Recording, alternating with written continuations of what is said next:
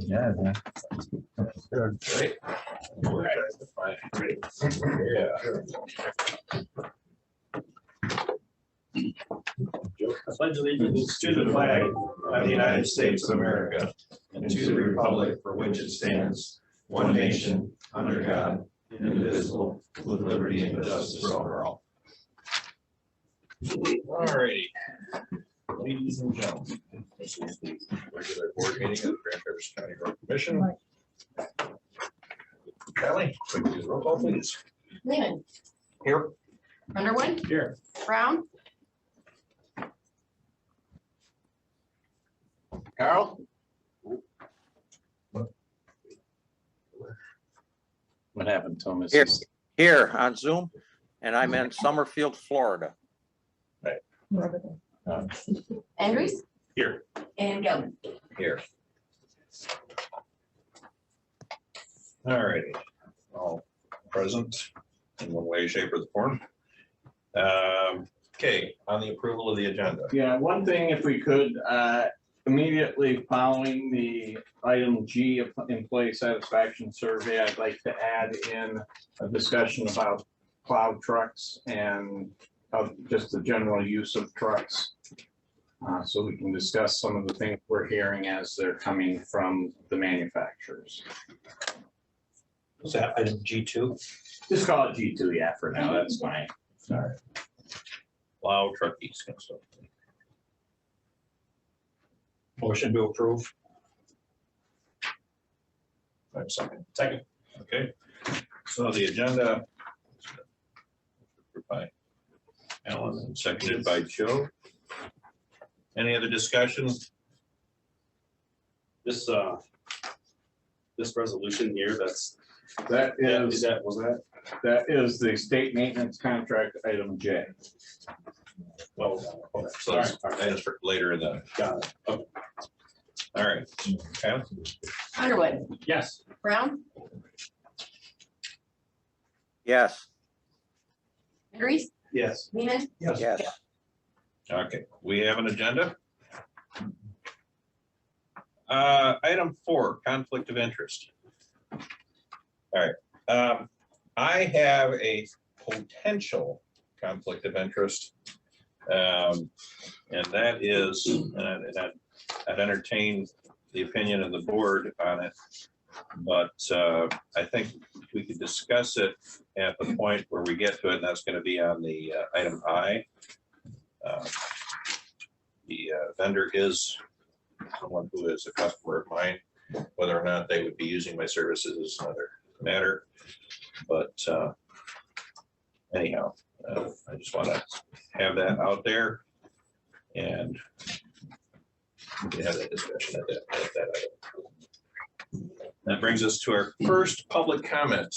Is there anybody in the public who has anything that's not on the agenda or that is on the agenda that they'd like to comment on prior to getting underway? All right, no public comment.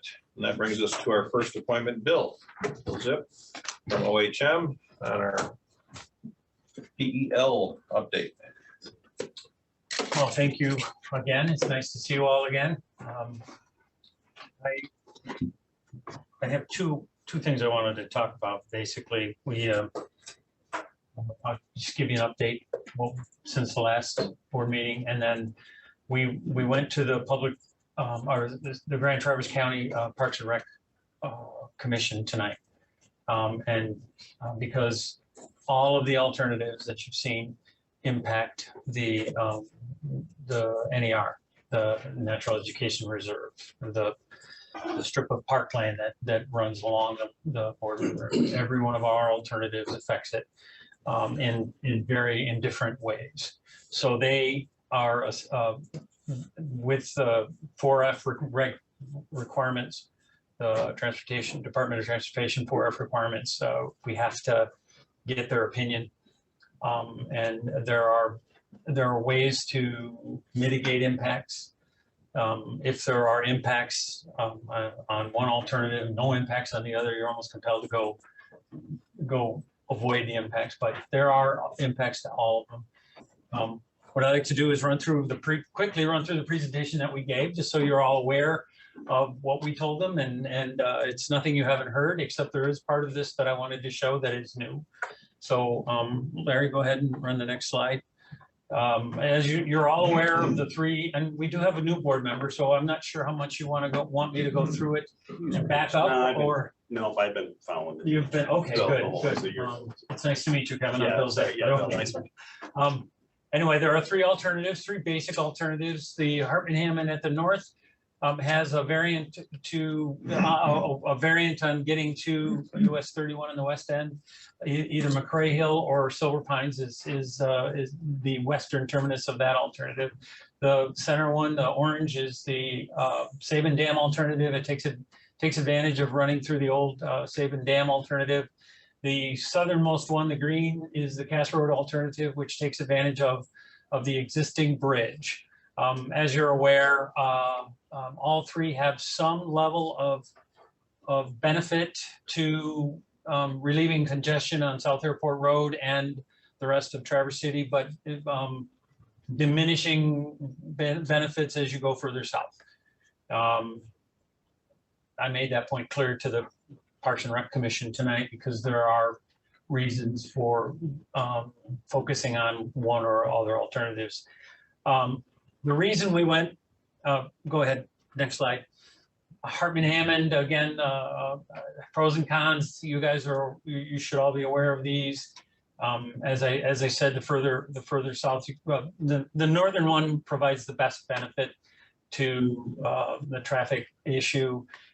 It has potentially the highest level of forested wetland impact, but if we go with a high bridge alternative, the impacts are limited to piers in the ground, and most of it is a temporary impact. We're going to have to build something there. So, but the wetlands will restore themselves.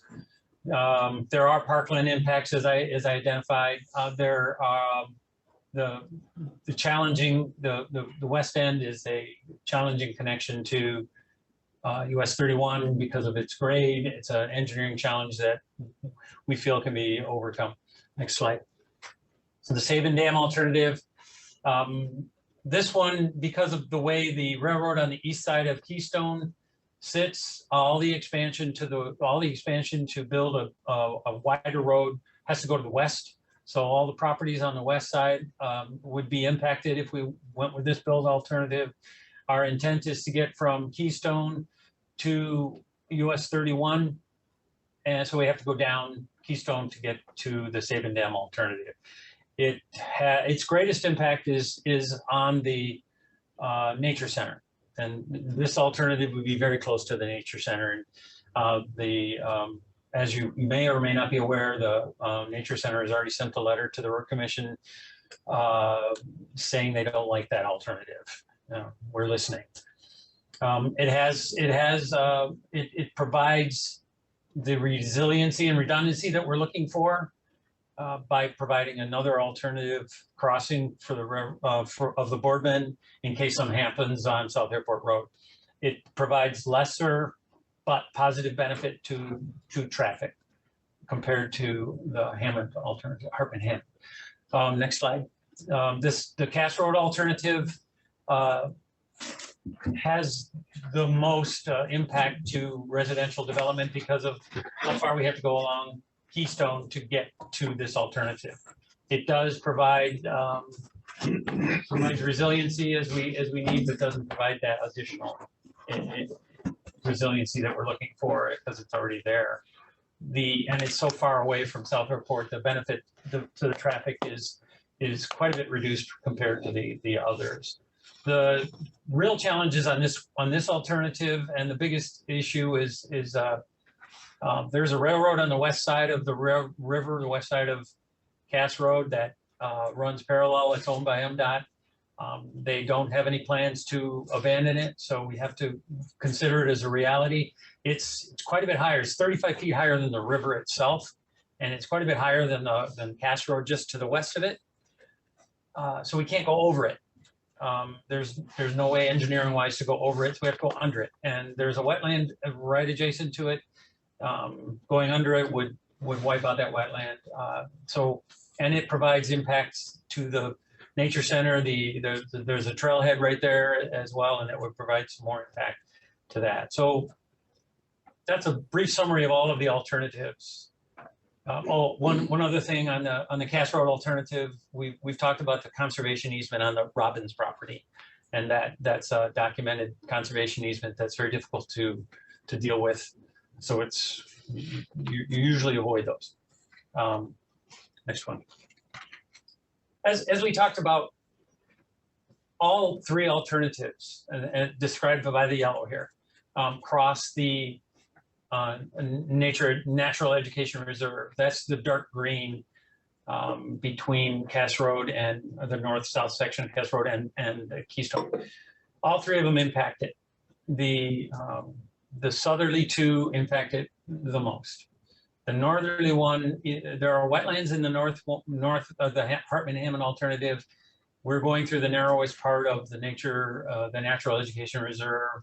And if we go with a high bridge alternative, the impacts are minimized greatly by just piers in the ground.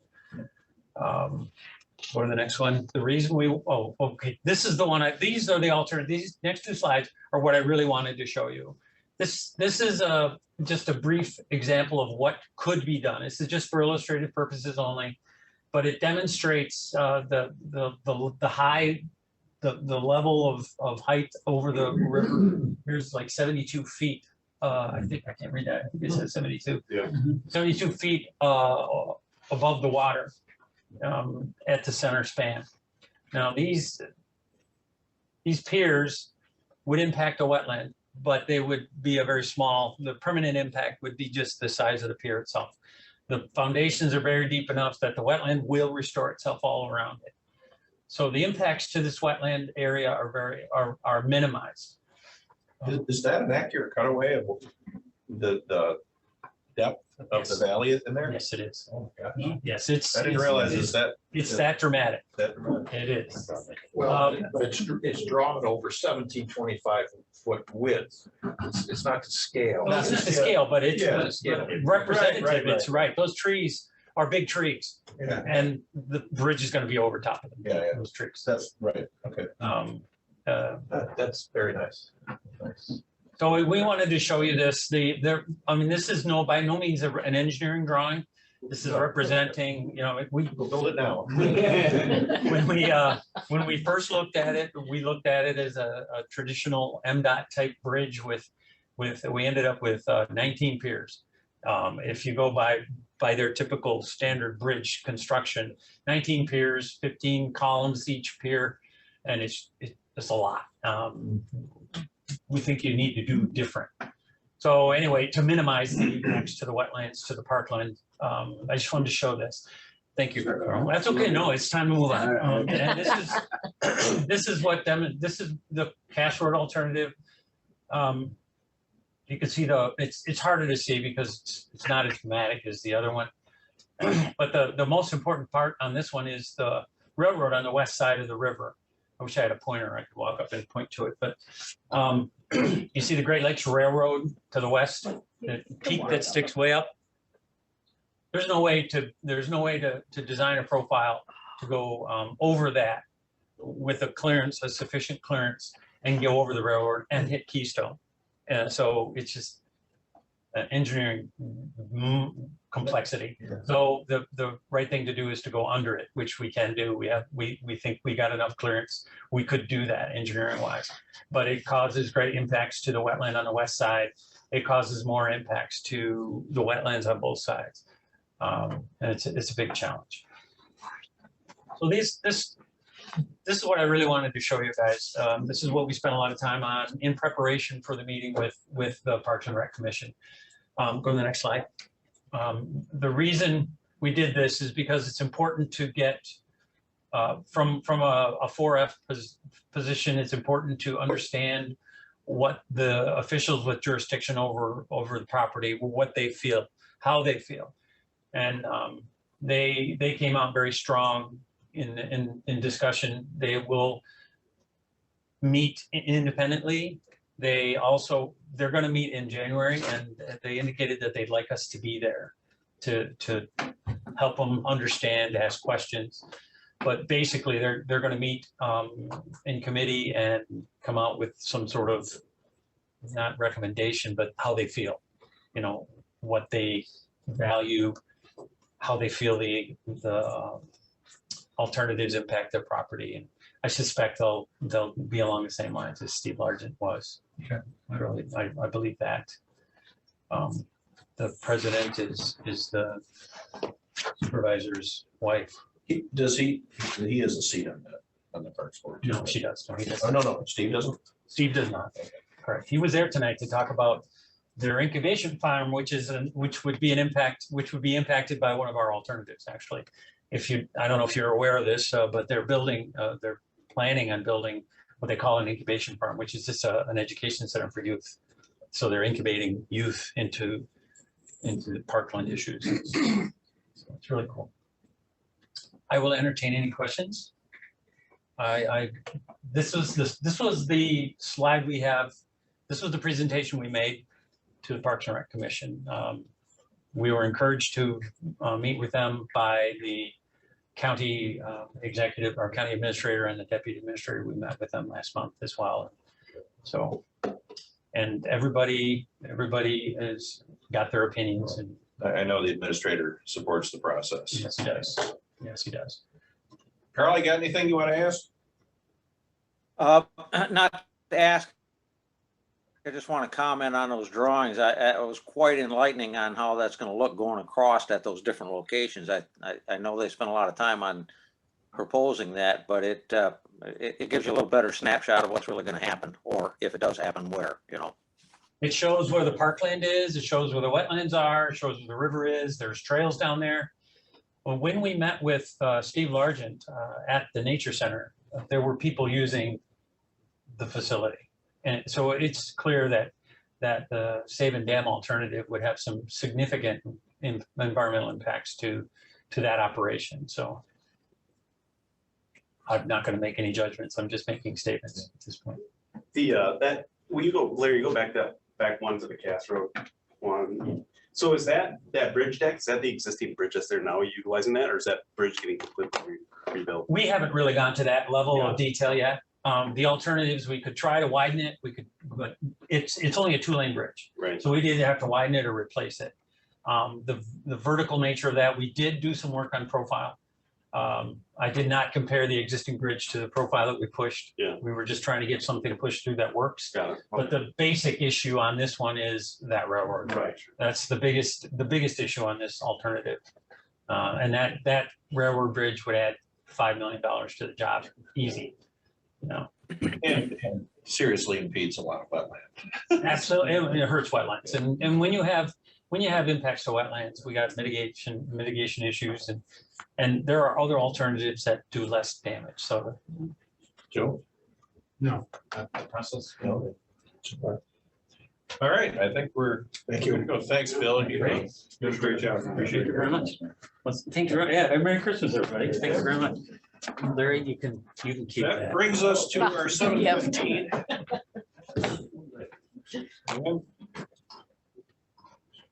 Materials. This is our presentation plus an add-on photo. So the picture on top will kind of explain that, but wanted to give you folks kind of a visual on what we've done on the shoreline, and then we also have our contractor here that can kind of explain the process they use. I think you find informative as I did.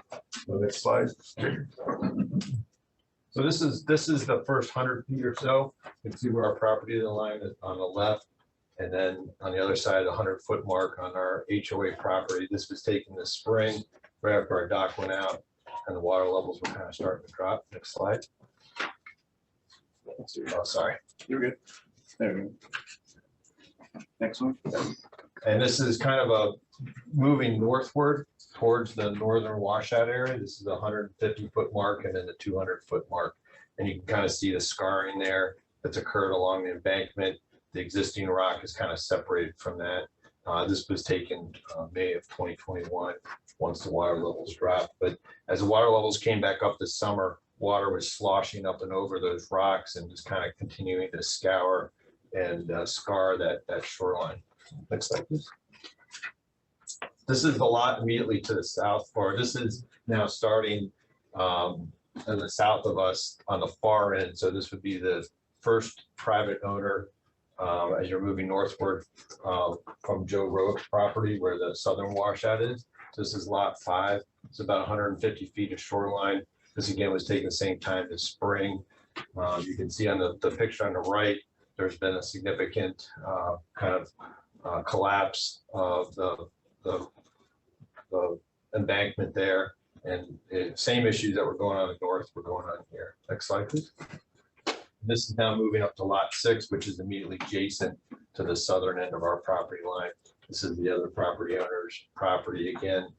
Same issues, the rocks that are there kind of separated from the embankment, and the water was going over those rocks and just kind of washing away the shoreline. Next slide, please.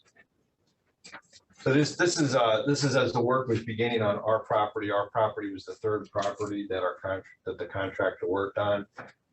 You see my fine model there of my wife modeling the size of the rocks, but these are the toe stones, and Jason will talk about those when he kind of explains the process that he went through. But all those size toe stones were used during the entire stretch of shoreline that he reinforced and protected. So those are the toe stones that are actually dug in to the shoreline, kind of put halfway in the ground, kind of lock everything in, and that's about the size that they were the entire stretch. Next slide. So this is just that where I showed you that picture. This is the 150 to 200 foot shoreline, kind of showing kind of close up the scarring that's occurred there. This is right before. This is our contractor's excavator that's down there. He was down on the shoreline the entire time doing all his work, and he was just kind of moving northward. So this is right before he got to this area. You can kind of see that separation of rock, and everything's kind of spaced out right before he got to this area. Next slide, please. So this is that same area now after the shoreline revetment. So that area where that center picture and to the right where there was that severe scarring, we now have contact with rock going all the way up to that. And with those toe stones kind of complementing the front to keep that pressure and everything kind of locked in place. Next slide. This again is another view of that. You can see, we've got pretty much everything going up. So we're making complete contact with the embankment and extending down to the water level. Next slide. This is now going southward. So this is the southern part of our property. And we'll continue. Go ahead, next slide. This is kind of continuing heading back south now. You kind of see where some of those areas where the embankment was really scarred and it was collapsing, rock was placed up into that embankment to kind of backfill and also put pressure on that embankment. Next slide. This is again continuing southward. Now the water levels have dropped a lot. So we've got actually a lot of beach down there, but of course those water levels are going to come back up, and you can kind of see kind of the embankment. I just encourage, if you see it in person, you can kind of get a better picture of kind of how it slopes for how much protection that's going to afford in the future. Next slide. And again, this is now, we're still moving southward, but I just look where it kind of gives you another picture of how everything turned out. And that's good. And this water did drop quite a bit, didn't it? Yeah, water has dropped considerably. And so this is now just looking down the last set of lots, lot 5 and 6, as they kind of overlap. That's the second to last slide, I think. Next slide. Okay, we'll go back one slide. So leaving there, it's a good point. I think that's a good moment to have Jason Welser talk. He's got actually a nice visual display for you on how he did the work. We'd kind of like him to speak to the process that he uses. And I'll just, the single picture that I handed you, that's not part of the PowerPoint presentation. This is a project that he's currently working on that he's actually going back from someone else's project and kind of fixing it, but it's just, he'll talk about how the placements of stones matter and what happens if you just kind of place rocks there without doing the type of things that he does on his technique. I'll turn it over to Jason. So my strategy when we do these, if you can see this fabric here, it's 16-ounce fabric. These are those big stones. They don't look as big when they're here because they're buried about halfway or 2/3 of the way down into the lake bottom. So, and I was trying to figure out how I could speak to it, and every time I try to, I have it right in my head, but it's hard to talk about and get everybody to understand the physics of what's going on. I'll take this apart a little bit. These are these rocks here. And these are the limestone. These come out of Alpena. Sometimes we get them out of Cedar up in the UP, but it isn't as easy as just throwing rocks down and walking away and saying we're throwing some fabric down underneath it and then throwing rocks down. It just doesn't hold up. This is a good example. This was done less than a year ago. Underneath these rocks, you can take your tape measure, go almost all the way under. It might be sitting on 1 or 2 rocks. What happens is when that occurs, if it's sitting on just 1 rock, you get this big heavy rock, you think, oh, it's great, it's gonna last forever. It weighs 6,000 pounds. How could it move? Well, if it's sitting like this, it doesn't take much. You know, it's just, you know, the waves come in, they knock it around, and that's the issue.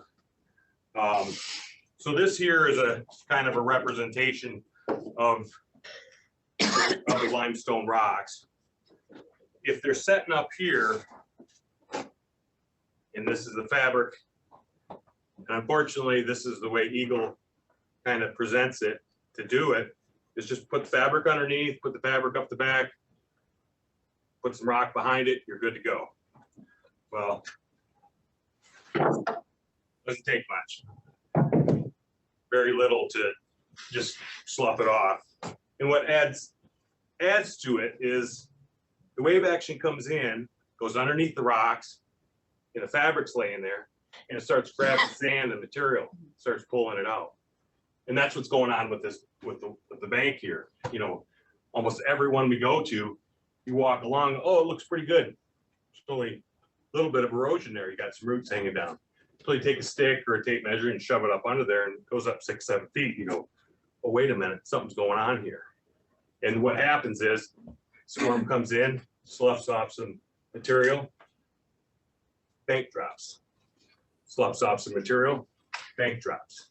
Keeps happening. Well, 6 or 7 storms come through. Now all of a sudden it drops down, and then you start to see a fracture up top. That's when you start to notice it. You don't notice it in the beginning. And that's the other thing with some of those other pictures we were looking at. It said like there's a separation between the rock and the bank. Sort of. What's really happening is there's a separation of the bank from the rock. The rock's there, it's been there. Maybe it gets pushed in, but not as likely to be pulled out as a unit. So what's really happening is this bank's been sloughing off from underneath, around the rocks, through the rocks. It pulls that material back out, and this bank starts dropping down, dropping down, dropping down.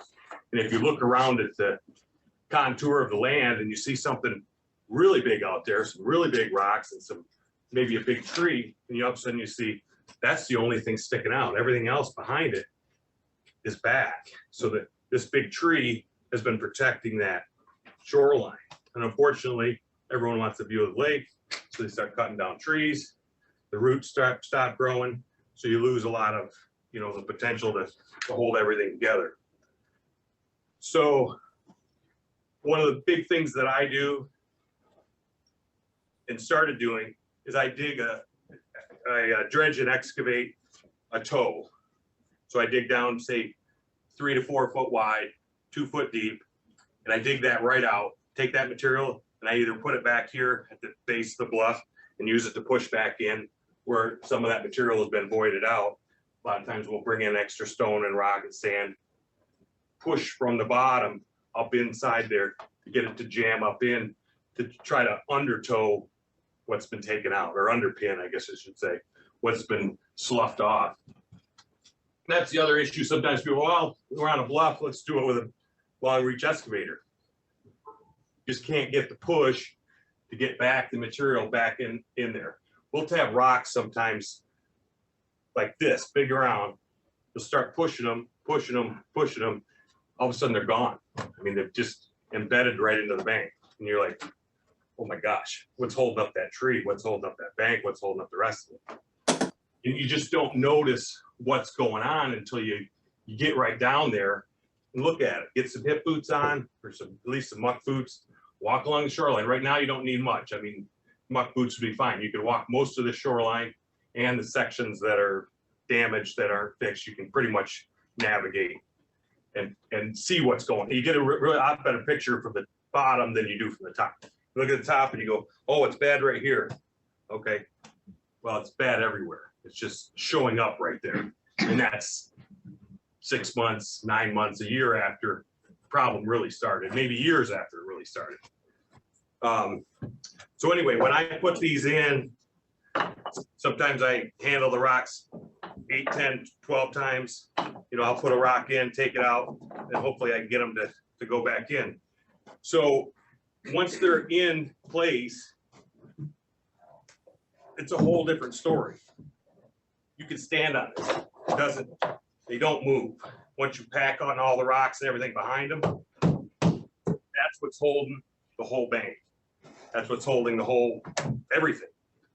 The other critical part is not to have this fabric just out here with the rock stacked up on top, because the water still goes underneath the fabric, steel sediment pulls it out. It does the same thing. That's what this picture is. This was done less than a year ago. These are big rocks. These probably weigh 2,000, 3,000, 4,000 pounds. Sediment's still disappearing. The other problem that this contractor did, they used 4-ounce fabric. I get it. You can buy 4-ounce fabric for $400, $450. This 16-ounce fabric is almost $2,000. It's gone up almost double in the past 16, 18 months. But if you use a cheap fabric, it doesn't even hold up through the installation process. So what's the point? The whole key is to stop erosion, to stop soil migration, and to stop everything from leaving the bluff or the hillside. The water that comes in from up top, all the other stuff is really incidental.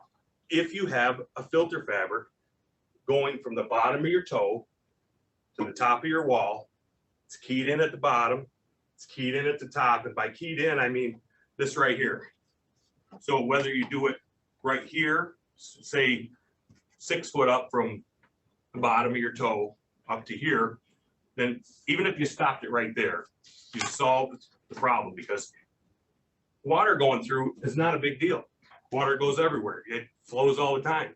The problem is if it's taking sediment with it. That's where the problem comes in. So if you key this in, this comes down, drops down in here behind my first layer of toe rock. So then I take the rocks and I jam these back in behind here and fill this all up with rocks, push them in, locks these in. Start placing these rocks behind these rocks. These go in here. We try to piece these in it the best we can also. Sometimes we'll put rocks on top of these. That's a great thing to do if you have the chance. Weight pushes this down, helps hold it in place. Keyed in, just like an engine, a keyway on an engine. There's a reason they use it, because it works strong. It's a shear right here. The other thing this does is there's a good chance you're going to scowl when you put flat rocks, big rocks like this on a wall. Things speed up. You've watched them go down a wall, get a little wave, pretty soon it's a big wave. So this isn't foolproof, but what I like to do is I put disturber rocks out here in front of the toe rock. So what these do, they just take the energy of the waves And just like this one here, that's what that is. I'll put them in the cracks. I'll put some here, I'll put them out there. So and there's one right there, and there's more in here, but you can't see them because they're covered up with sand. But that's the point. Just like in Florida and all the southern states, they protect their islands with sand. They pump sand in. That's the first line of defense. Before, you know, vegetation and everything else, that sand beach protects those islands. That's why they do it. They spend millions and millions of dollars doing it. You can do it naturally with rock. And that's why, like, when I start this project, I take big poly chutes and I set them on the bank. I set the rocks on them, slide them down so we don't cause any more damage to the bank when we're doing it. And then the first thing we do as fast as I can is I take those rocks and I set them out about 15 foot out into the lake. What that does, it stops future damage, limits it, but it also starts building sand. So a lot of times what'll happen is I'll set the rocks out. I got no room to work. Come back a week later, 2 weeks later, I'm sitting high and dry. And that's a great thing for me, because then when I dig my toe stone or my toe, if I'm fast enough, I can do it, see it, look at it. If not, you're digging blind half the time. So the other thing about this represents the bottom, the lake, you know, the lake bottom, and this is the key that goes in. This is the water level, of course, you know, and it changes. But this toe stone is the most important thing to this, followed by the fabric. In some places, I think if we went back a few slides to that, Where it shows the embankment going on. yeah, it shows the embankment. Oh, right there. Yeah. Come back. So this area right here was blown out. I don't know if there's another picture from the front, but that was just like the rest of those areas where it's all the way back to the road. That was within maybe 4 foot of the road. So we said, well, that's a good spot to put all of our rock down. So we did about 500 foot of this frontage, and we put 60% of our rock down that one chute. And then we daisy chained them both directions and laid them out. And they really provide a lot of protection. They provide the protection while you're down there working. I think it's the only way to go, if you can, is to work off the ground, not off a barge, because you can't get a barge in there because it's too shallow. Not with a long reach excavator, because they don't have the strength and the of even a small excavator, because they limit, or they give up strength and energy for reach. So they just don't, and you can't see what you're doing, and you're perpendicular to your work. So it's very difficult to dig a square hole with a round bucket from the side. If you're from this way, you can dig this square hole that you need to for the toe. And that's very important to have this be square, because you want your rocks. Most of these big rocks that come out of Alpena are squarish. And you really want that, because you don't want a rock, you don't want two rocks sitting together like this, because the first wave that comes, pretty soon now they've split apart. Now you got a crack and they go away. You want those things to be locked together the best you can, just like that. Then the next one, you'll put that one in. You might move it around. You might go through 10 rocks to find the right one that fits it. And you want it to fit just like that. That's what you're looking for. Because then now this is one unit instead of a bunch of round rocks, which are aesthetically good, terrible for building a wall. Even big boulders, they look great. They provide some protection, but for the toe, they're terrible. They just don't work. But we salvage all of them. We use all of them, try to keep the cost of the project down. But this toe that's in here, and we'll cover them up and we'll armor up here with them. But those are best used above the toe stone, up against the toe stone, just as fillers, grout, if you will. You can even use some of the sand, some of the dredge spoils from your excavated area. We put that back into that, so it all fills in. And by bringing this down and then back up, you have sand in here and it stays there, it doesn't go anywhere because it's trapped. And even when a storm comes in, it even dumps more sometimes. It might take a little bit and give a little bit, but because this goes down and comes back up, this is a trap. So it traps the small rocks, traps the big rocks. And then as you armor this up and come back into here, this fabric that you see right here, and occasionally we'll take that and fold that over, and we wrap it like a burrito to hold those sediments, because we don't want those to go. We want to save them the best we can. This is really, you can't really see it, but just below these rocks is sand. And it comes in and it stays there, even on the slope, because the fabric is like it is, and then when it comes up here. All right. Can we get to a couple of questions and then Sure. can kind of, I'm going to start just because I have it's top of my mind. First of all, how long does this fabric last? I think it's like 30, 40 years, especially when it's UV underneath. And the other question is so what's underneath? What are you using to hold up your so you have rocks under there. What is to prevent the rest of the shelf from calving over the top of it? Is there? Well, so when you keep stacking these up, it's just like every overpass that you go down on an interstate. They have slopes. They have, as long as you don't go over a 45 degree, if you try to stack straight up, it's not going to work. But if you, let me go back to this area here. So first it was eroded way away. So we probably put 40, 50 yards of material just in this area, because it was just way back in. So we had to fill it back in with sand and then compact it, pushed it in, got it to the right slope. Then we took this 16-ounce fabric, which some people say is an overkill for that type of thing, but I don't think you can. So we ran that all the way from over top of our original, and this is 15 foot wide. So when we put this in here, we don't trim it down and try to skimp with a small piece. This is 15 foot. It drops down into our toe, comes over, comes all the way back up and keys in.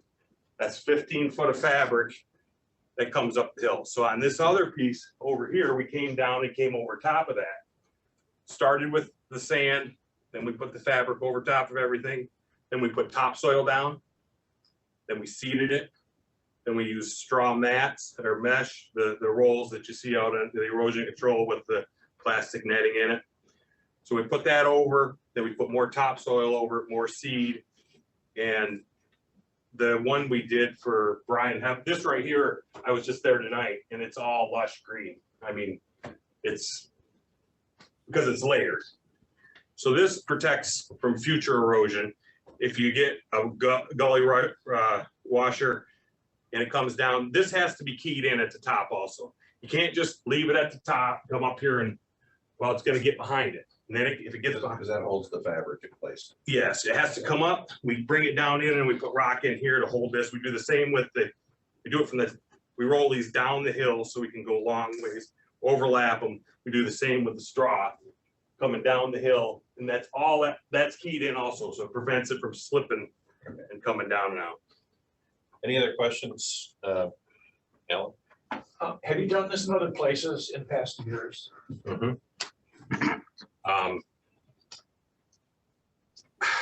We've done, You did Randy. oh yeah, we've done probably 2,500 foot of shoreline on the peninsula in the past 2.5 years. And I know what works and what don't. I mean, I've been back on jobs that didn't work because I've done them the way homeowners wanted them. I've done them the way engineers have designed them. And now I'm adamant, I'm not doing it. But this way, I mean, I'll do it better if you show me a better way, but I'm not gonna do it without putting fabric down, heavy duty fabric down and in the toe.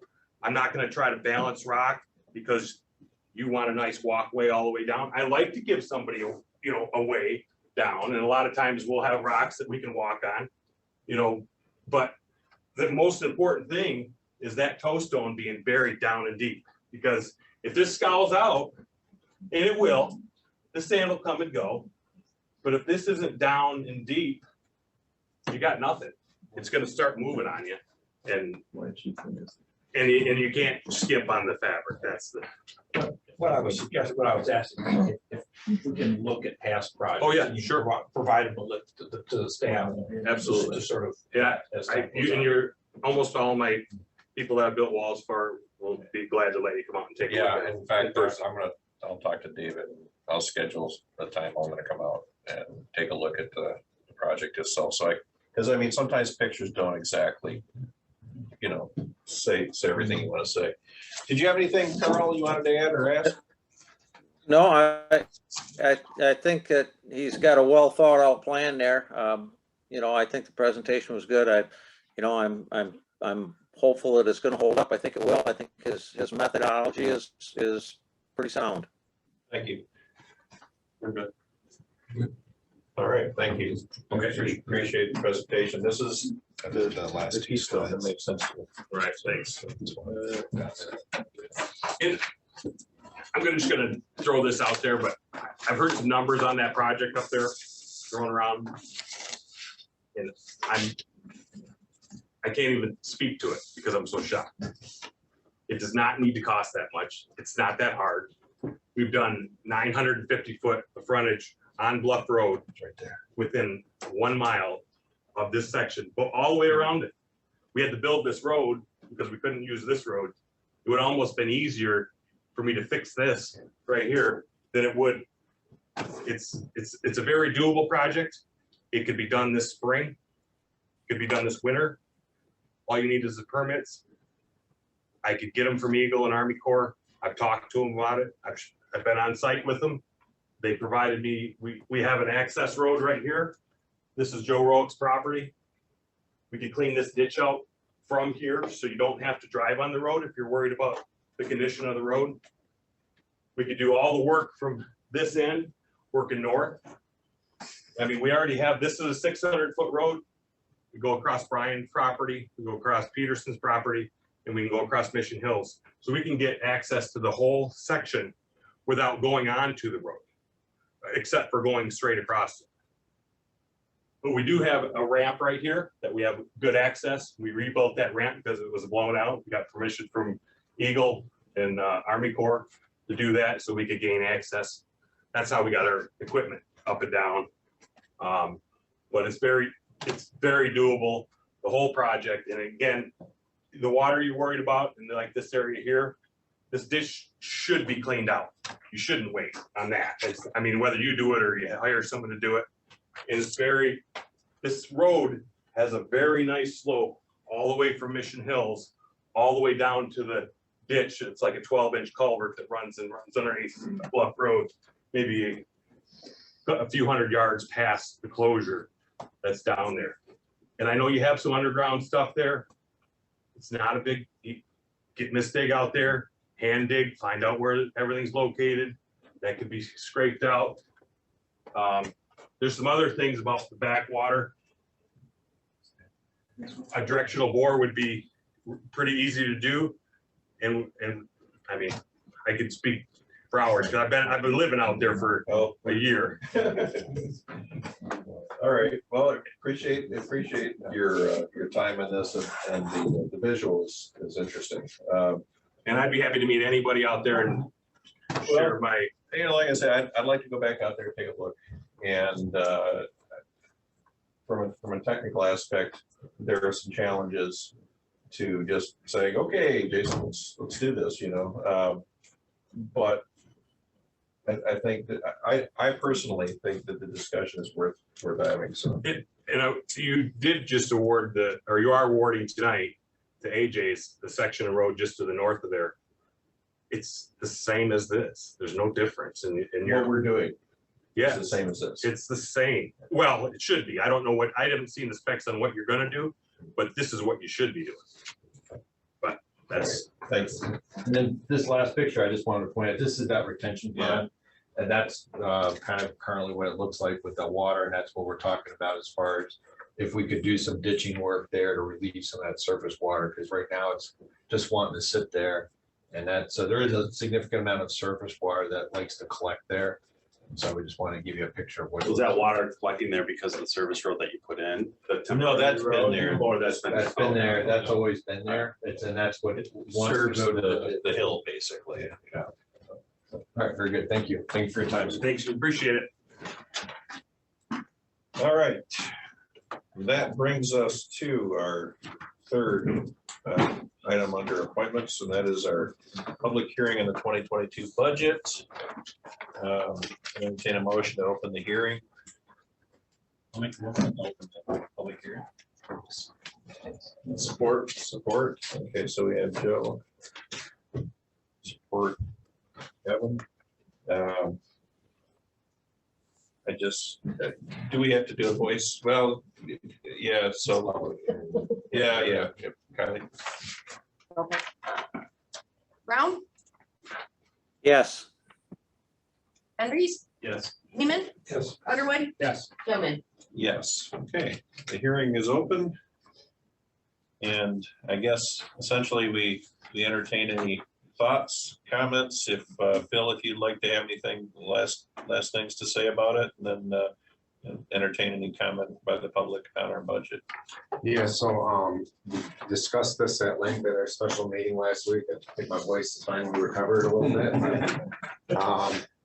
And I did make one tweak that I did forget the transfer funds of $80,000. So I picked that up in the FPF. So for the 2022 proposed budget, we are at $21,020,022 in total expenditures of $22,350,957. Basically, that takes us back down to our targeted fund balance of $4 million. When we talk about the second budget amendment, I was able to do a little more projections on where we're going to end up this year. Was able to move some of that fund balance over to the 2022 budget. And then there's a lot of carryover projects and that will remain in the 21 budget. That after we get through the year-end close, we will do a budget amendment and pick the remaining balances from those projects up in the 22 budget at that time. We had significant amount of projects that are carrying over to the next, particularly the chip seal program. All right, let's start off with the commissioners. Do you have anything beyond what we talked about? Nothing specific. Carl? In general. No, I'm good. Nothing in last week. No new questions. I don't have anything additional. If we have anybody in the public that has any concerns, I don't think we have anything controversial in it, like a snow plow in a tank or anything. I think that's okay. All right. I guess the next is to approve the. Probably close. Jason, could I have a question. Yes, please. Paulette Close, Bluff Road. I want to know what line item would be a local road repair similar to fixing Bluff Road? What line item would that fall under on your budget? That would fall under more of a construction project. So would it be listed in general construction project category, or would you call out each project like some of the other ones are? Yeah, so right now we do have some projects already identified. We have federal aid projects which have been in the queue for several years now that are going to be let and constructed next year. We did set aside some money for partnership projects with the townships where we set an allocation to do local road improvements. We have couple of roundabouts that were already previously identified from prior years that will be constructed in 2022. And then we also have our millage projects. And the millage and general fund projects will be selected as part of our asset management plan, where engineering goes out and they rate all the roads. And they use a mix of fixes to determine what the best process is to spend our money, because there's a long list of. And isn't that mainly for, forgot the term. For primary roads? That- Yes, but as we'll be discussing, we are Yeah. starting to shift focus as we get our primary roads in a good fair condition. Uh-huh. We're gonna start to focus on local roads. And there's, prioritizing the local roads and how they're currently used in our network. So to answer the question, we're under expenditures, under construction projects, and 2022 proposed budget is 11,279,000 and some change, plus any of the carryover that we have that will fall under that budget. Yeah, after we close out the year as well. Does that help? Thank you. You're welcome. All right. Any other public input? Okay, I guess we take the motion to close the hearing. So move. Kevin, second, thank you. All right, Kevin?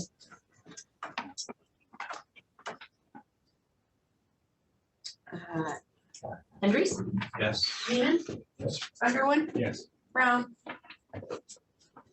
Yes, Yes. All right, Budget amendment number 2. okay. 2021. So we got most of the project costs in, kind of know where things laid, and I was able to kind of close some of those out. Most of them did come in under, some did come in a little bit over.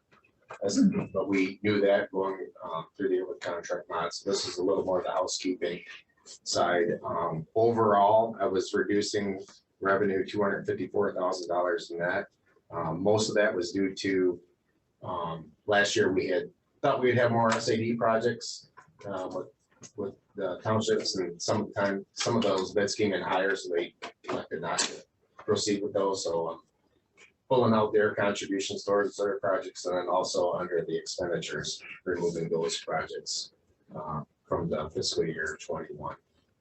Anything that we had planned on doing in 21 that did not get completed will essentially be sitting in our fund balance, and then I'll reappropriate that after we close the books and have our audit next year. So those projects will then be incorporated into 22 when we complete the construction.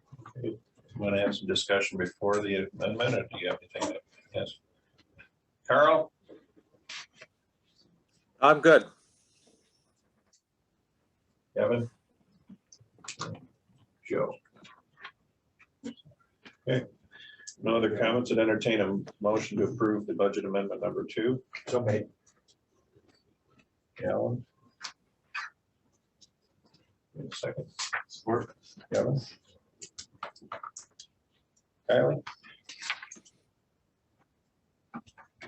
Lehman, Yes. Underwood, Yes. Brown, Yes, Andrews, Yes. Gilman. Yes. Okay. That brings us to C, the 2022 draft budget, to finalize it and approve it. We pretty much talked it out. So I'd entertain a motion to approve the 2022 draft budget. So move. Joe? I'll make a motion. All right, Brown. Support. Way to jump in there, Carl. Any further discussion? I didn't think so. Kylie? Underwood, Yes. Brown, Yes, Andrews, Yes. Lehman, Yes. Gilman. Yes. All right, we have numbers to work by. All right, Very good. okay. Resolution 2021-12-9, 2022 Grand Traverse County Road Fund General Appropriations. Housekeeping, right? Yeah, this just ties in with the 2022 budget, so we need to have an approved general appropriations act. This just standard resolution gets Standard. passed every year, Yeah. every year. Usually it's done along with this. Actually, your ability to actually. Yeah, it goes through and talks about fund balance and how we sign and we're restricted. Motion to approve. I'm making a motion to approve resolution 2021-12-09. Support. Alan. Roll call. Brown, Yes. Henry, Yes. Seaman. Yes. Underwood Yes. and Gilman. Yes, okay. All our dots are crossed and our Ts are dotted. We have a budget. Yes, it's fully. Okay, brings us to our consent calendar. The consent calendar is used to expedite business by grouping non-controversial items together without discussion. Request by any person present to remove any item from the consent calendar for full discussion as an agenda item are automatically respected. The action noted in parentheses for all items remaining on the consent calendar are approved by a single commission action adopting the consent calendar. The manager recommends the following items be adopted. 1, minutes. 2, payroll. 3, accounts payable. 4, financial reports, and 5, reports and communications. All right. Anything that any of the commissioners would like to remove from the consent calendar? Anything that the public would like to remove from the consent calendar for consideration? Seeing none, I would entertain a motion to approve the consent calendar as it is presented. I'll make that motion. Joe, Support. and Carl. All right. Way to be there, Carl. All right. Roll call, please. I'm trying.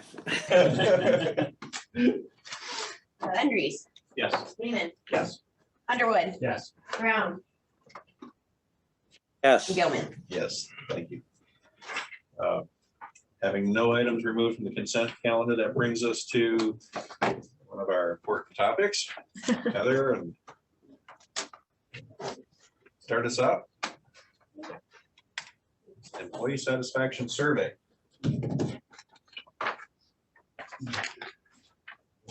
Sir, thank you. There'll be some extras. This one.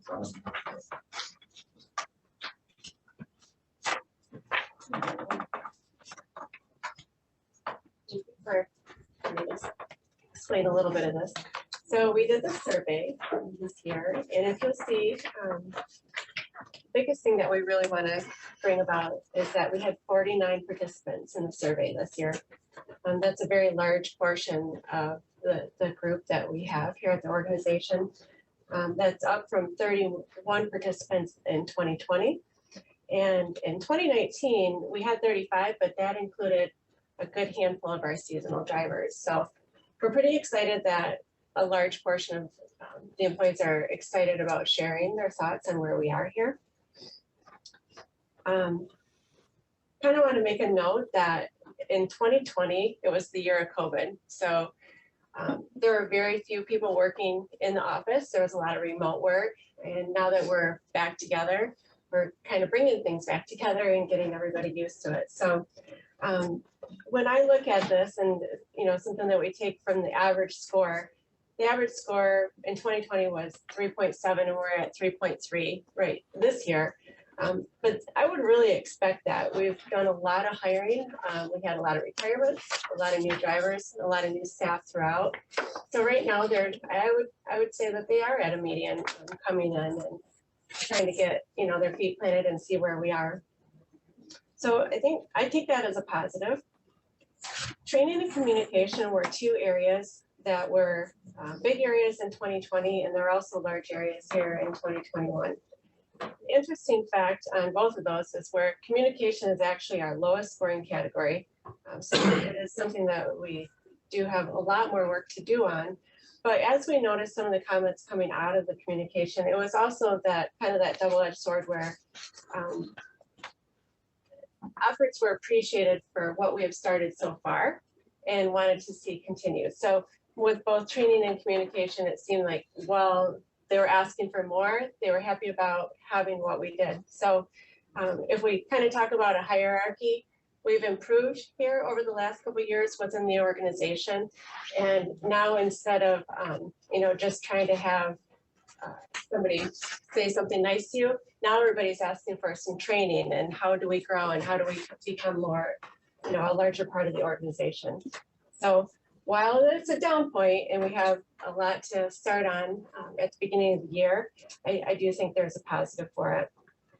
A couple other things that were noted were pay and benefits were brought up as areas that we need to continually improve and assess. Something that we can give a very large star for was almost all the way throughout. Everybody was really excited about the quality of the equipment and the technology here. That's very well appreciated where we're heading. Teamwork and training were noted, as well as the communication. That's the positive, with open-ended questions looking for more. There were some requests for more personnel, but as we are going through and looking at the organization as a whole right now, we're taking a look to see how can departments share different personnel. So I think we're going to be able to tackle that one quite easily. 2021 was also the year of our new union contract. So a large portion of the year was focused on negotiations. We also were heavily focused on the crew during that time. So I think two different things when I look at that we were very focused on that crew. And so we may have lacked on focusing on some of the administrative staff that we need to now, take those gears and shift that way. But also because most of that year was spent under contract negotiations and, we weren't quite able to get maybe some of the items that we wanted to get started. The BPS system was a big part of the new contract. And what that is a way to tier in advance within the crew. So between a road maintenance worker and an equipment operator.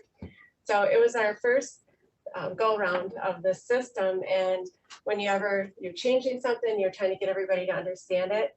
It's hard sometimes. So one of our goals over the winter is to show everybody their clear paths next summer. And I think we're going to see a lot of improvement with that communication improve there. And then interesting, we added a new question this year. Do you think your concerns from the last survey were addressed? And this was a third across the board. A third said yes, a third said no, and a third said they didn't remember what their concerns were. That'd be me. So I kind of take that as a positive as well. We're hanging there. Something that, like, the biggest piece is that kind of held heavy to my heart, because I've been able to work with a lot of the retirees as the few years that I've been here. And something I find and I hear from them are the stories, the passion that they have for things they've done, the roads they cleared, storms they had to handle. And when we look at the comments that were on there, it's definitely why we hire people who want to be part of a service organization. So completing projects was like the highest thing of that gives satisfaction for doing the job. Completing those projects, improving the county, improving the roads, being part of a team. They love the equipment. They love the thank yous and the community appreciation. They love serving the community, snow plowing and moving dirt. And that's kind of fun. We did a sandbox day, so I think that was a big part of that. Making GTCRC a better place. So a we can do it attitude, learning new things, and probably the most important to everybody, that break time, lunchtime, and Fridays off in the summer. So as we go into the new year, to kind of summarize it, we are looking to focus on communication and dive in a little bit deeper this year to find out what exactly does everybody mean by communication. So under that, you'll see where some of the comments included that communication between departments, between areas, maybe your morning work instructions, work orders, and then between supervisors and managers, learning the new loops. We have a lot of opportunity to grow this in 2022. you guys have some questions perhaps for me. Carl, do you have anything? No, I'm pleased with the results of that, and it's quite a turnaround from just a few years back. I think we're heading in the right direction, and everybody can be commended for that. Kevin? I mean, yeah, obviously I'm new, and so I'm just trying to figure it out. I mean, I think it's great to do to track some of this. So just kind of a continuous improvement thing. I mean, overall, I mean, obviously it's a little shocking that the overall morale dropped a whole point off. Like, I mean, is that a manageable thing? I mean, there's reasons for it, or there's some clear paths to improve that, or is that, I mean, that number is the only one that just kind of stands out, I guess, as being a little bit, shocking. And let me just address one of these. I have met everybody from the field and the shop. And I've met with them in groups of 3, and I meet with them as a whole with no other supervisors. And while the numbers have dropped, I think a big part of that is you have so many new people that you have people that are just like, wow, that seems pretty normal. I'll just give it a 3. Whereas before we had some of these other retirees that have left, that might have been a little better, a little more better, feeling towards the morale as compared to what it was in the past. But also there is still some uncertainty right now with how the better or the basic, proficient and superior evaluation of their skills is coming. And that's something we need to get to them to be clear so that they understand that, no, we're not picking on you. We're just saying you need another little bit of time to improve. And that's something, it's just, I think fear of change is what's caused it, because this new union contract was a major overhaul. How many we had an extraordinary number of new employees this year. Oh, well, this year, Jay, did or we- how many at the party, those are. Right, yeah. right. Yeah. And so, 17 new members of the right, community. and I think that to some extent, before somebody answers a morale question, it's how well do they deal with me on any kind of long-term basis. So I mean, it's a relationship like anything else. And I think that, so your point at the beginning, like, well, there are a lot of new people, that's a very valid way to, I wouldn't say provide an excuse for it, but to explain where a little bit of that might be coming from. So the other comment I would make is when we went from 31 to 49 participants. So some folks who might have tapped out last year because they're like, I'm not even gonna say anything. I'd rather them come in. Yes, I'd rather them come in and share some improvement opportunities than to not share anything at all. So that could have influenced. So as Carl put, I mean, the direction is good. I mean, look, in the first year, we had a problem. And a lot of the problem has been taken care of. And we are moving in the right direction. Joe, did you have anything? Well, I was just gonna say, when you take the anomaly of 2020 out, COVID, we've actually improved over 19 tremendously. So, And Jason, the trust is a very, very key word, and we did a lot with trust in our leadership trainings that we've been working on.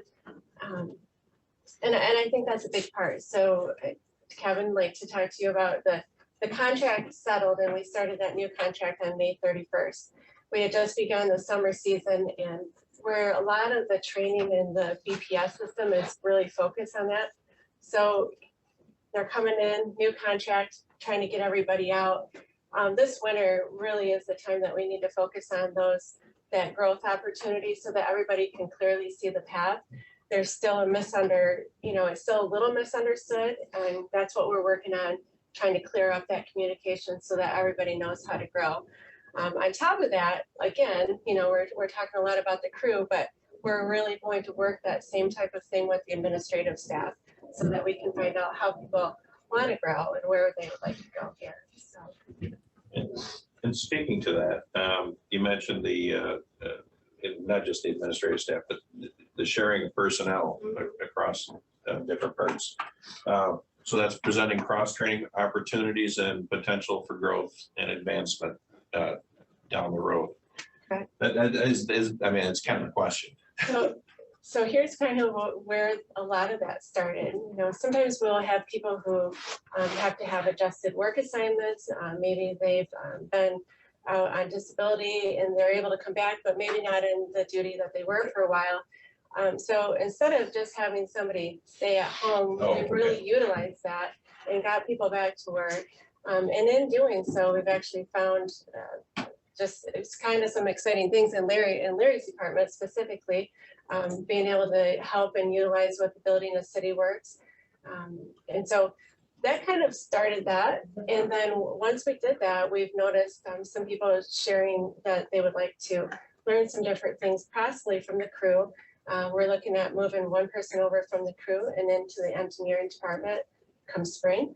So that's one area. And without completely moving them, we're also taking a look at how can we utilize like administrative staff here in the office and be able to bridge that bridge. So for instance, we're talking a lot about contracts right now, and I'll pick on Kylie because it'll be kind of Kylie's area. So she's going to be working with a lot of the different departments. So not just under the financial and administrative department, but she'll be doing stuff with engineering, with the shop, and with the crew as far as contracts go. So we're just trying to bring everybody together and use all the personnel to the full extent that we can here. So. Thanks, I appreciate that. We have moved quite a few people this year through the BPS. Yeah, so after the contract was settled and just over the summer, 9 people tiered up between June and now. So I think that's pretty successful. I know Jace feels pretty good about it. I can't see you behind. See you there, but I guess- For a confusing system, it's working okay. Yeah. All right. Cool. Ellen, anything? Thank you, Heather. Thank you. Thank you. Appreciate that. We'll just keep an eye on that for the next couple of years. Hopefully we continue to. We continue to trend it. Yeah. Doesn't go straight, it's never linear. Right. So, all right, that brings us to our your plow truck, your edition. Oh, yes. So G2. as we're going through here, we approved a purchase for 3 Western Star vehicles for plowing that were scheduled to be delivered in, That's the first of the year. We're looking at an April 16th delivery time right now. okay? So everything was going along smoothly, and this week, very early, we got a call from our vendor who said we have to pay either $4,500 more or they're going to cancel our order. So my first thing is, number one, they bid on it and they are obligated to deliver it at that cost. However, the problem comes not from them, it comes from the manufacturer. So to deal with this, we need to know what the board's feelings are here. Do we pay the $4,500 more per truck? Do we work to negotiate some split with the local vendor, or do we say, sorry, this is what you bid, this is what we expect? Was there a specific reason given for wanting $4,500? So pretty much they're saying that across the board, they're receiving, pretty much like you're seeing everywhere in the world, upcharges on everything. The transmission they buy from Allison's costing more, the motors costing more to build, the electrical and the wiring, the sensors, they're being hit with everything, and it's coming directly from Western Star corporate themselves. It's feeling this, and they're passing it on to the consumer. Do you have something? No, thank you. Yeah. I mean, when did we bid it out? When did we let it contract? May Okay. May 16th.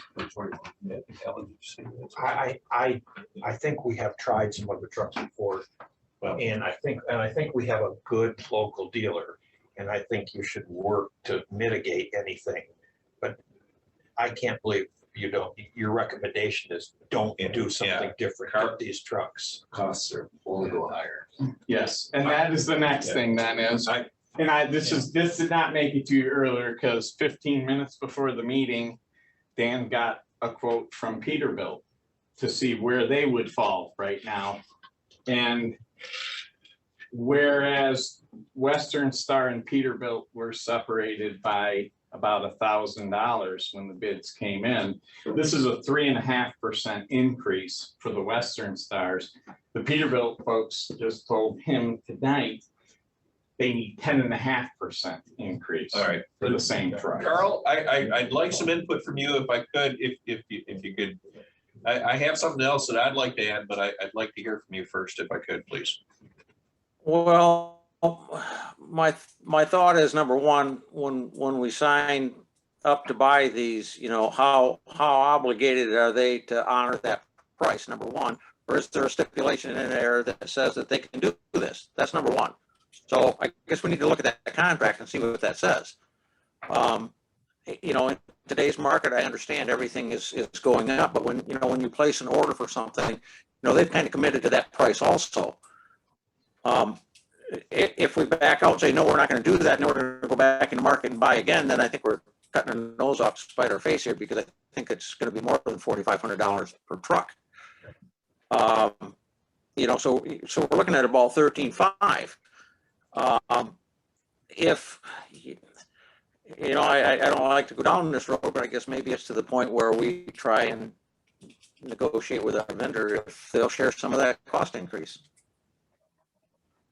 All right, so I think it takes a lot for a vendor to come back and ask for more money, honestly. It's not a matter of, well, we just want to see how much more we can get. This is a matter of, we're going to hurt if we don't do this. This is a significant, they're probably taking a little bit more of a hit than what they're passing along to begin with. I'm going to think that way.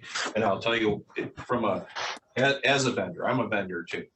And it would take a lot for me. And I have to put myself in their shoes, and it would take a lot for me to go back to a customer to even ask for more money. Now, this is $4,500 per truck. Mm-hmm. Now, think about what we discussed earlier in the year about chips. Okay, the $4,000 chip, because damn it, we need it. Okay, I mean, well, that's you know, that could be an explanation in and of itself. Just, you know, even though that situation might be resolving itself. The point is, we are in a time when, frankly, the dollar isn't what it was a year ago, or when we bid it, and in some way, it's going to wind up coming back around to us in the form of, you know, property values that are artificially inflated for what they are, or for, you know, driving up, you know, our tax base for that matter, you know, just those kind of things. I tend to think that to maintain, you know, if we went back and we rebid it, it's going to come back higher. We're going to lose. We're going to lose no matter what. Well, we are. That's right. A bid for the upfitting on the equipment, which is probably as much as the cost Okay. of having a chassis. So if we restart the clock on the order, we're gonna lose all that. There's just gonna be more costs on. And frankly, we want our vendors to be healthy. I mean, years ago, you know the story of Tom Monahan and Domino's. Okay, he beat up all the pizza sauce vendors to get the lowest price. He got pizza sauce that was acceptable, and it was at the lowest price, and then he gave them back 5% more, or whatever it was, a few percent more, because he says, hey, I still want you here, you know, 10 years from now. I don't want you to just be done and gone on one contract with me. And, you know, honestly, we want our vendors to be, we want them to be healthy. We don't want anybody to go broke trying to make us happy necessarily. And I think that a little good faith and goodwill right now could get us good faith and goodwill down the road when they're able to do that for us as well. So, and this would keep us on time for delivery. It would keep us on time and keep us with our fleet management plan of 3 trucks per year. so I would entertain a motion for whatever we need to do. But I have to have it increased, because this is well above my original purchasing, so you need Yeah, what we did the original it was, we didn't bid more or less, we bid, a bid, because that's what we got. Because it was a cost. So So really. authorize the manager. Authorize an additional 13.5 if you want to go with the full 4,500. And that's what we would do then, and that's up to you. If you say, no, we should negotiate, we can do that too. And potentially split some of the additional costs with them. I don't know what your feelings are. I'll leave that to you guys to decide, but 13.5 would be at that full $4,500 more per And that's truck for the three trucks. 3.5% increase That's 3.5%. from what they bid. I mean, let's be honest, I mean, from May to now, like 3.5% is nothing. Yeah. Right? Like, I mean, there's 5 real estate projects, the contractor that we work with, you have big general commercial, lost 5 jobs for this coming year, mostly because the cost of steel and materials. Yeah. One project, the cost of the steel went up $2 million for one building. Just the steel was $2 million more. Like, so it's hard to say, oh man, the guy's shaking us down. Like, even the thing, like, I mean, that's 13,000 is not a shakedown when you're. No, we're 7-8 months from when we wanted it to where it is now. Like, everything in the world, 3.5%. Like, shoot, that's nothing compared. I mean, and we are on a Trifina family of 10. Like, Right. I mean, the cost of beef is up. Joe? I'll make a motion that we authorize. I got one more question here. Go ahead, I'd Darrell. like to ask one more question here. If we go ahead and do this, which, I'm gonna say I'm probably not opposed to this, but are they gonna come back again before we get delivery? Or are they gonna come back again?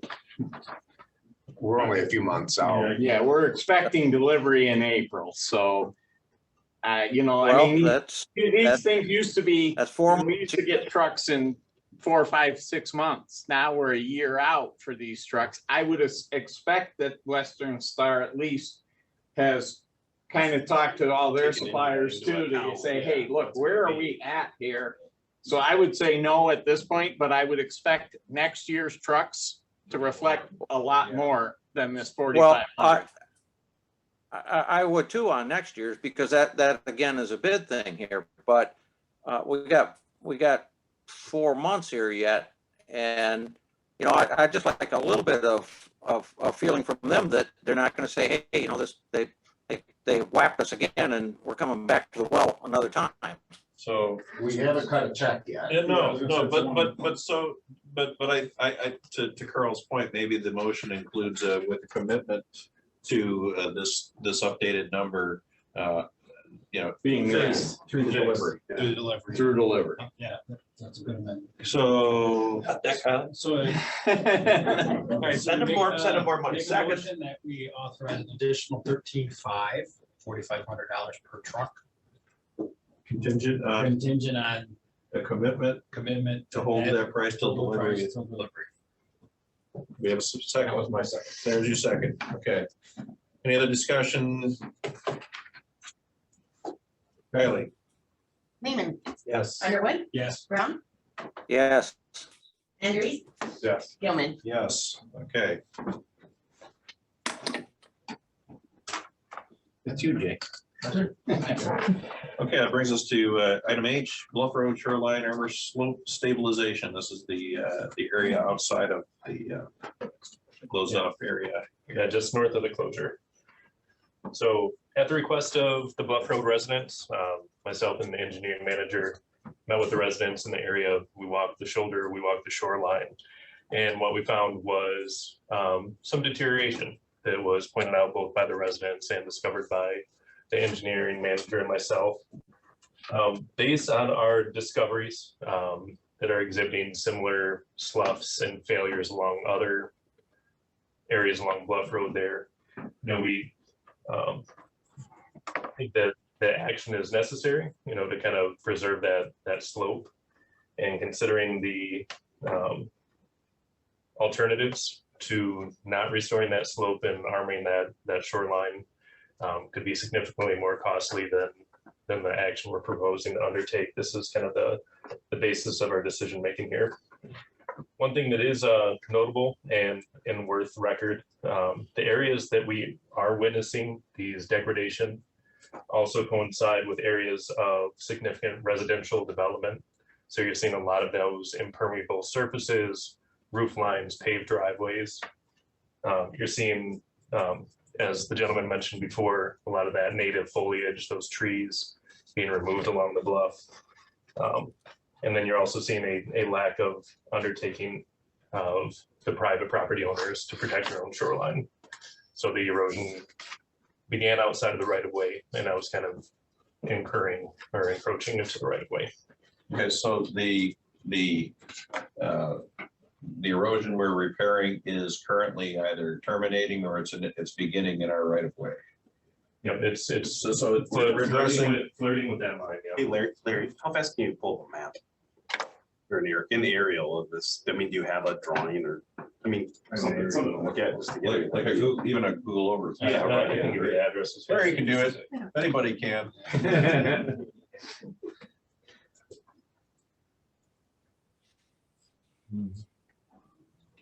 While he's doing that, you want to explain if there were any other bidders, and what the bids were?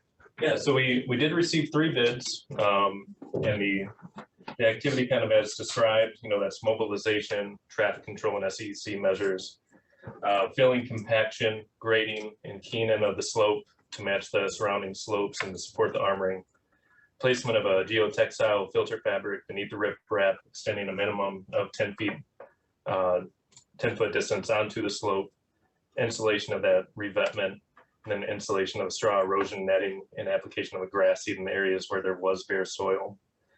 Of the 3 bids we received, one was Elmer's Crane and Dozer at $188,500. The second was Molon Excavating at $148,000, and then AJ's Excavating at $116,160.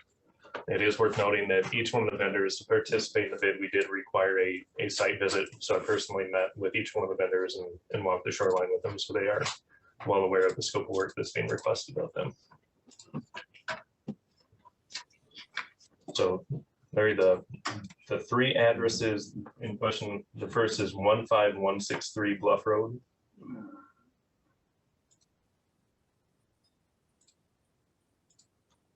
15163. Correct. 15163. What's the other one? 15249.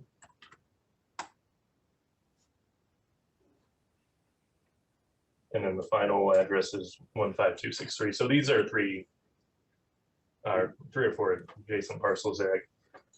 Yeah, because there is a 15279. So it's roughly 240 linear feet of frontage that is going to be armored and stabilized. The only address that would have kind of, I'd say, one of the stairwells in the area is the 15249 Bluff Road. The condition of the stairwell is in significant disrepair. We are notifying that resident that stairwell does need to be removed from the right of way if this work does proceed, but the stairwell is useless anyway, so it's sketchy at best. And where is the walk, like where's the road shut, like closed off? This is just north of the closure. I know how far south of it is, are we talking? So at the last residential. It's a ways north. Yeah, so Okay, all right. at the last residential driveway. About a mile. So There's further north. Yeah, okay. Yep. So even though with that last home there, you can see there's still quite a bit of shoreline. This isn't a recent satellite image, but even in that instance, there is some protective measures that resident could undertake before that continued erosion and slough enters the road right of way.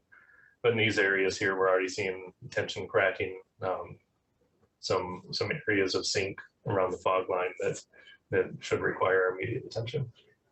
The motion, we award the bid to AJ's for $116,160 more or less for the Bluff line shorelines, Bluff Road shoreline stabilization. We have support. Support. Alan and Carl. Any other questions on this particular? Well, the only bit, and again, I'm just as I'm getting caught up on all the things that are going on, right, trying to onboard, so where's the access to those houses or that stretch of road from the south? Is it via that temporary road that is the built, or they come from the north and come from down? Either the north, or in conversation with their AJs, they had actually considered craning their equipment to the shoreline if necessary. So the closure is right there, right? Yeah. I do have an access for him. I did talk to AJ today, to let him know, but we had to build an access for their work, which we could piggyback. Yeah, and any support, from the residents and that sort of thing is super appreciated. One of the things that the residents of those 4 parcels will be receiving in the mail is a temporary grading easement, because due to that undulating nature of that shoreline, there may be pieces that are within and without the right of way. The people conducting the work may actually have to pass on or over the property to get to it. So you will be receiving that in the mail kind of in parallel. So that we can do it legally. Yeah, I'm up and up. I love handshakes, but Yeah, they only go so far. Works. And then just for my own, not to slow things down, but from where the road is shut down, where's the work that was presented earlier that was done? I think, so the gentleman back here, that was actually within the closure you were presenting, right? Right. That was, in that same area, okay, all right. Yeah. I did 500 foot in the closure, and then I also did 400 foot adjacent to this project that you're doing right here. We did 150 foot for Randy and Paulette, and then Jan Lewin, which has 300 foot, just south of that we did. So they proactively did some work to, Well, just north of Jan Lewin's property, or no, excuse me, between Jan Lewin's property and Randy's property, the road got undermined. It was fixed by the road commission, then it got undermined again. I think one of your trucks fell through the road the second time. There's a There's the sinkhole. sinkhole. Yeah. But that's the same, that's the same type of issue that they're dealing with in this closed section here. There's identical problems, identical solution. this is the same height and Yeah, you're roughly 18 to 20 foot. The bluff is above the road, or above the water level. I'm good. And so our specs mirror the recommendations from our consultants for the other slope stabilizations in the area. Did you just miss the bid on this, or? Yeah, I didn't, I looked for it, I couldn't find it. I was told something was coming, and someone did call me and tell me where to find it on the website. But well, something tells me that along that stretch we're not done. Well, and this is the reason. And this is the reason it's a little bit significant. 240 foot isn't something to scoff at. We did have the consideration of, do we kind of piecemeal this approach? And because of the same thought that you're presenting is, are we just going to be mobilizing them back out here in 9 months or 2 years or the next thing, or even when the next board and the next superintendent's here and they're wondering, well, why didn't they just do it all? It makes sense fiscally to just mobilize once and go. I think there's 60 foot also that you're missing out on right there. We're tying into the 2 existing. Not at 240 foot, you're not. It's 300. I'm happy to walk it with you, but that was part of I the. talked to AJ today and he said it's 300 and he bid 240. Just, you might want to clarify that one. I appreciate that. That's a lower bid. Right. Did you have anything, Joe? I thought I heard something percolating. Okay. Well, I guess seeing no other discussion, Kylie? Underwood, Yes. Brown, Yes. Andrews, Yes. Seaman, Yes. Goodman. Yes. I think we gotta fix what we gotta fix. That's actually a good big given. All right. Brings us to item I. as I mentioned earlier, the single bidder on the project, which I have a problem with single bidders myself, but it is a customer of mine. So I would have a hard time voting yes, but on the other hand, I have some issues with the bid. I'd hoped to be able to offer my expertise. I am in the business prior to the bid going out, and also be able to seek out some other vendors who would be able to participate in the bid. I should also add, I think we should break up the items on the bid so that we can maximize people who are in those particular areas of expertise. We have 3 different sections on it. One is the IP, the voice over IP system, which the manager has said is very important to get passed. Seems to be a need for upgrading the phone system. The other two parts are access control and security, which may or may not be interlocked and related. However, they're important to some of what we're going to be doing in as far as the management plan and efficiency services. So my personal opinion on the quote is, I think it's what we call a sucker bid. It doesn't necessarily mean that the company providing the quote is doing anything wrong, but they recognize that the scope of the quote is so great in one piece that nobody else will bid on it, or nobody else would bid on it with any seriousness unless they get paid a great deal of money to do it.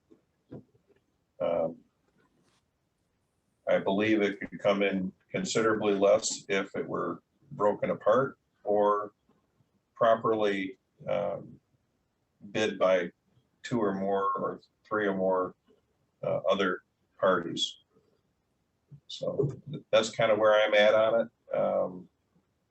I let the manager explain his need. Yeah, and we have tried and we have called vendors, and we have not got responses from several vendors, and we did everything we could to get this out. We did have 30 vendors view it. One from as far away as Texas, who was a contact that then called their local people up here and said, okay, you might want to take a look at this. So we had 30 people that we know for sure viewed the bid. We had 6 people call us and ask for more information. And essentially, the issue comes down to is we do not have any of these internal things for access control currently in place. We have keys and we have punch codes that take forever to reset because they're very antiquated. So the idea behind this system that we're looking for is something that is completely tied into our servers and everything else. And we worked with our IT consultant also, who he was involved with many other projects, but one of them recently where he put in, they had a spec, they put in 60 security cameras, just security cameras, and their bid was $168,000 for 60 security cameras.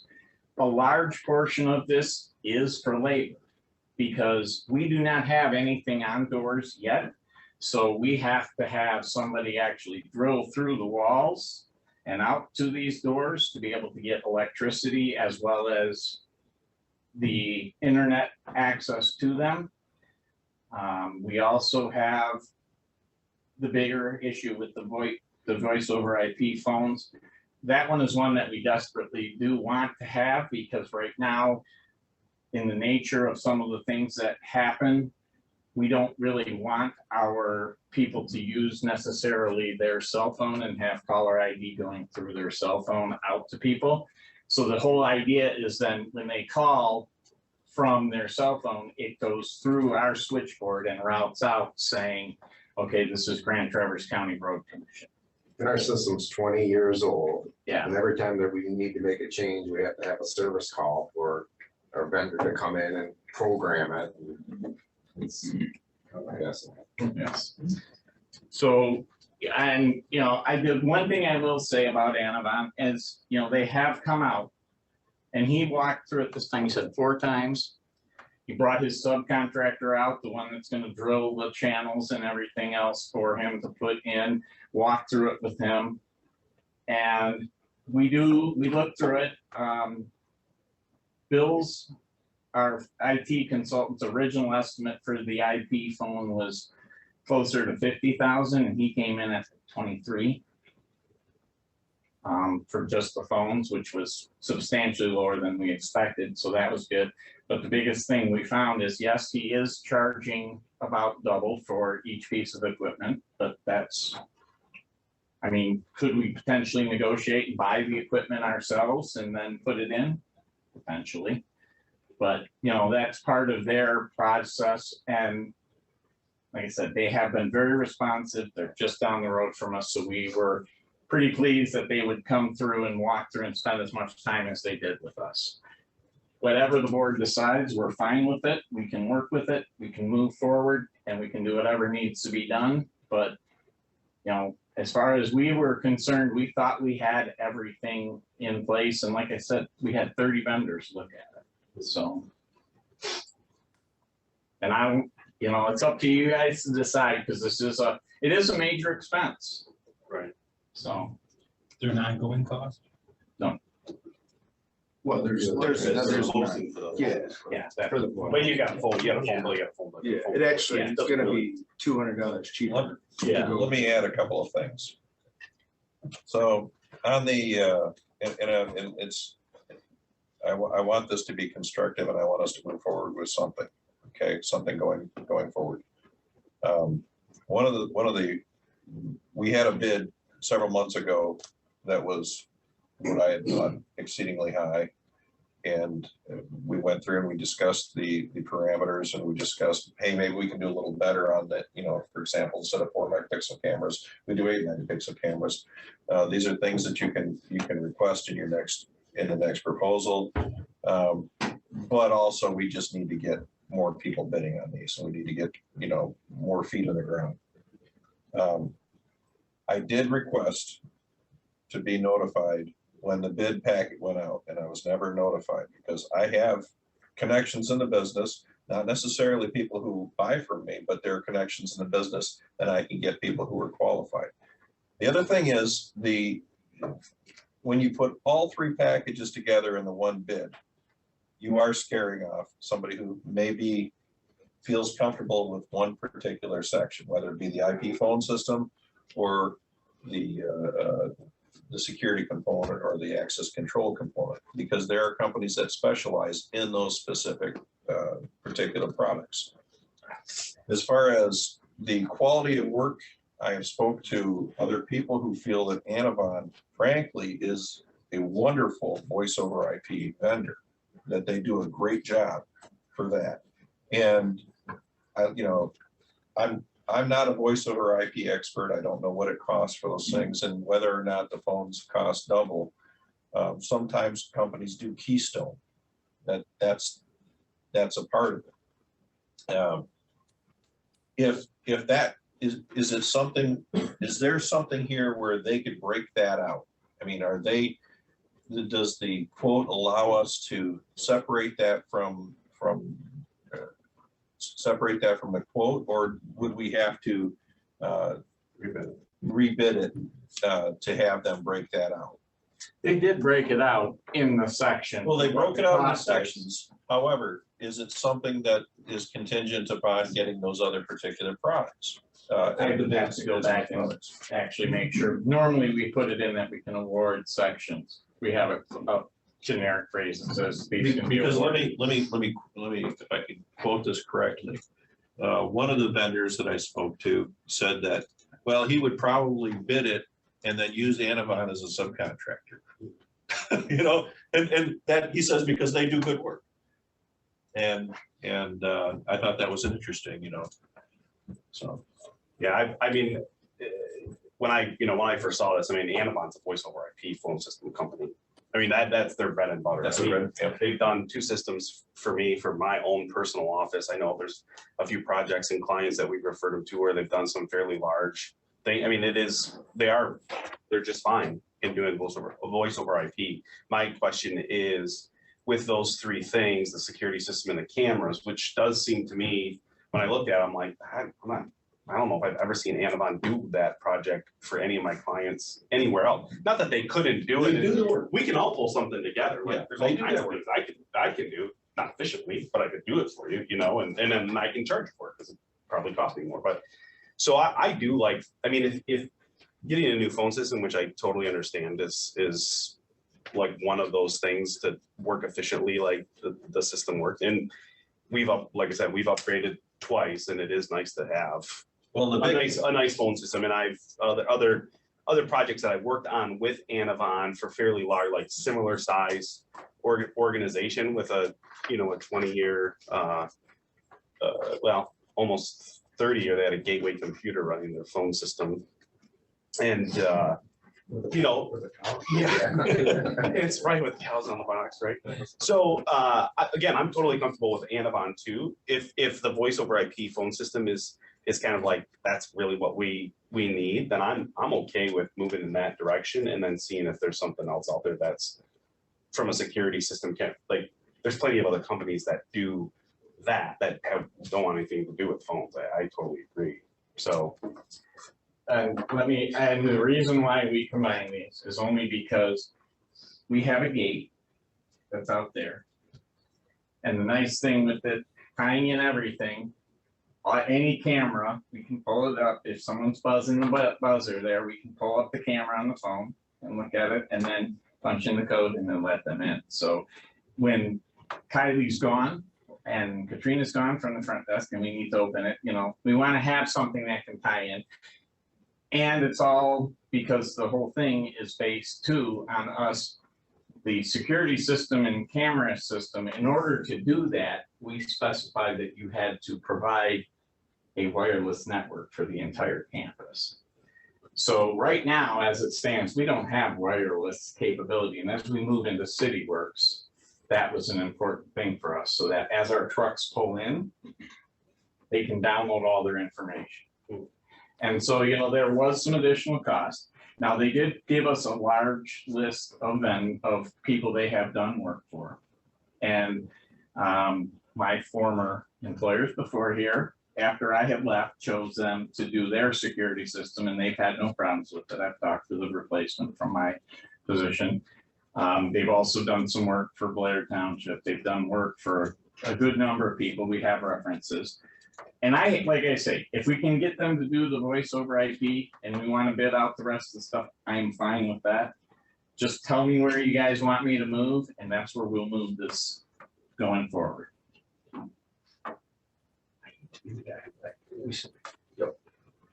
I appreciate the fact that somebody completed the bid, read the specifications, and submitted the bid. They did the legwork for it. And I think when we put out a bid, we should award it when we can. So if there's only one bidder, that's the way it goes. On the flip side, we've had some stuff. I think I was maybe the only no voter back last summer when there was just, when we really needed an engineering company because we couldn't handle it in-house. And there went $300,000. Boom, we can't handle it in-house. And so a lot of times when we only get one bid, I'm not sure it's being a very careful steward of the public's money. And that is a big deal for me, because I think as a citizen, I think we should be very careful with the public's money. So I would suggest if Anavon will do the voice over IP, and that is the most important to the staff, that we award that and bid with something more concise or about the other 2 portions of this you want. And it doesn't mean they can't rebid the security system. If they don't want it, I guess you'll have to come back next month and say they don't want it. And speaking to the first point, which which I understand, if somebody takes the time to bid, well, what if they bid $3 billion? I mean, you know, they bid it, do they get it? You know, when it comes to, there are things that I think we have to take into account. I have a certain expertise, you have a certain expertise, you have a certain expertise, and certainly, oh yes, you know, listen, and I'll tell you, everybody on this board is here for a different reason. And you know, one of the things that, hey, look, if I can save this commission $40,000, which I think is about the overspend on this. Okay, that's potentially an FTE or at least a part-time FTE.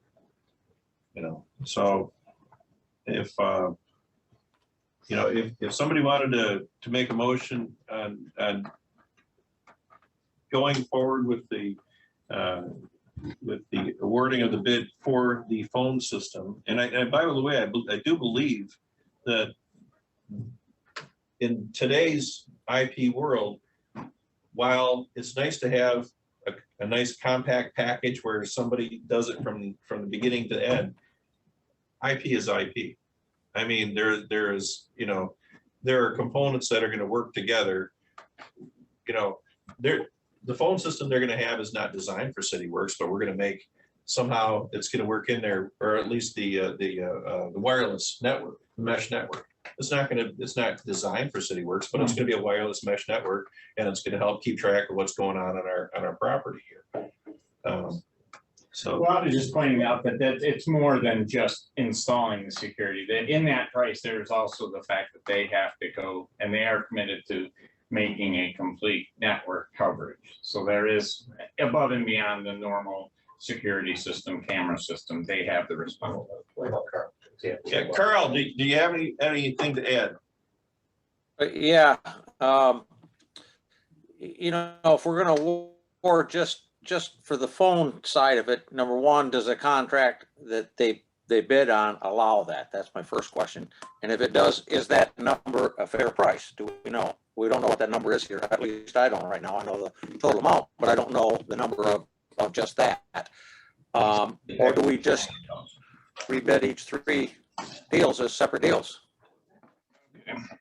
Or does the contract allow us just to cherry pick the part that we want? Was it in the board packet or? No, not the actual bid. No, I don't think, I didn't see, that's what, you know, that's where I'm a little bit like, kind of like. Okay, well, we can't even approve it, all I see is we can't even approve anything if we don't have it. Mr. Chairman, in my world, you have to reject the whole bid, and then you have to rebid it. That's the world I come from. Okay. You can't just. And I that's the way that I look at this too. I don't know that it would be fair to anybody just to cherry pick part of a bid, and then, you know, they may have put monies elsewhere that anticipating they were gonna get the job, and then maybe bid something else a little less. So I don't think that's really a fair way to do it to anybody. You don't think you want to offer it to them if they want it for the low price of the voice over IP system? Well, but if our rationale is to say, well, I don't like the one bidder system, and we're gonna break out part of it to rebid it. That's a good point. If you break out the voice over IP part and you rebid that, maybe you get 3 bids for the phone system, for the phone, for people who didn't bid on it, because they're like, I don't want to go through the hassle of trying to find a sub to do the security camera, you know, and all that stuff. So I mean, it seems like if we're gonna use the rationale for one piece, we need to use the rationale for the whole Good thing. points. Good points. Yeah, it's completely. I agree with that. I agree with that totally. Well, and unless somebody makes a motion and a second, and then it gets passed, I guess. Yeah, I'm not against doing any of the work, but I do think the process itself might be. Now, this may cost us more money. I don't know. This is. And that's a chance. That's a chance you take too. But I was, if we don't want to do this, I'm comfortable with just rejecting the entire bid. And that's directing management to split it up and rebid. A number in the budget for this? I had 45,000 for the phone system and 130,000 for the security. Yeah. So between the two, we had 145,000. And like I said, obviously the price of labor has gone up, so that's, I think, part of the added cost, but we can definitely rebid, however.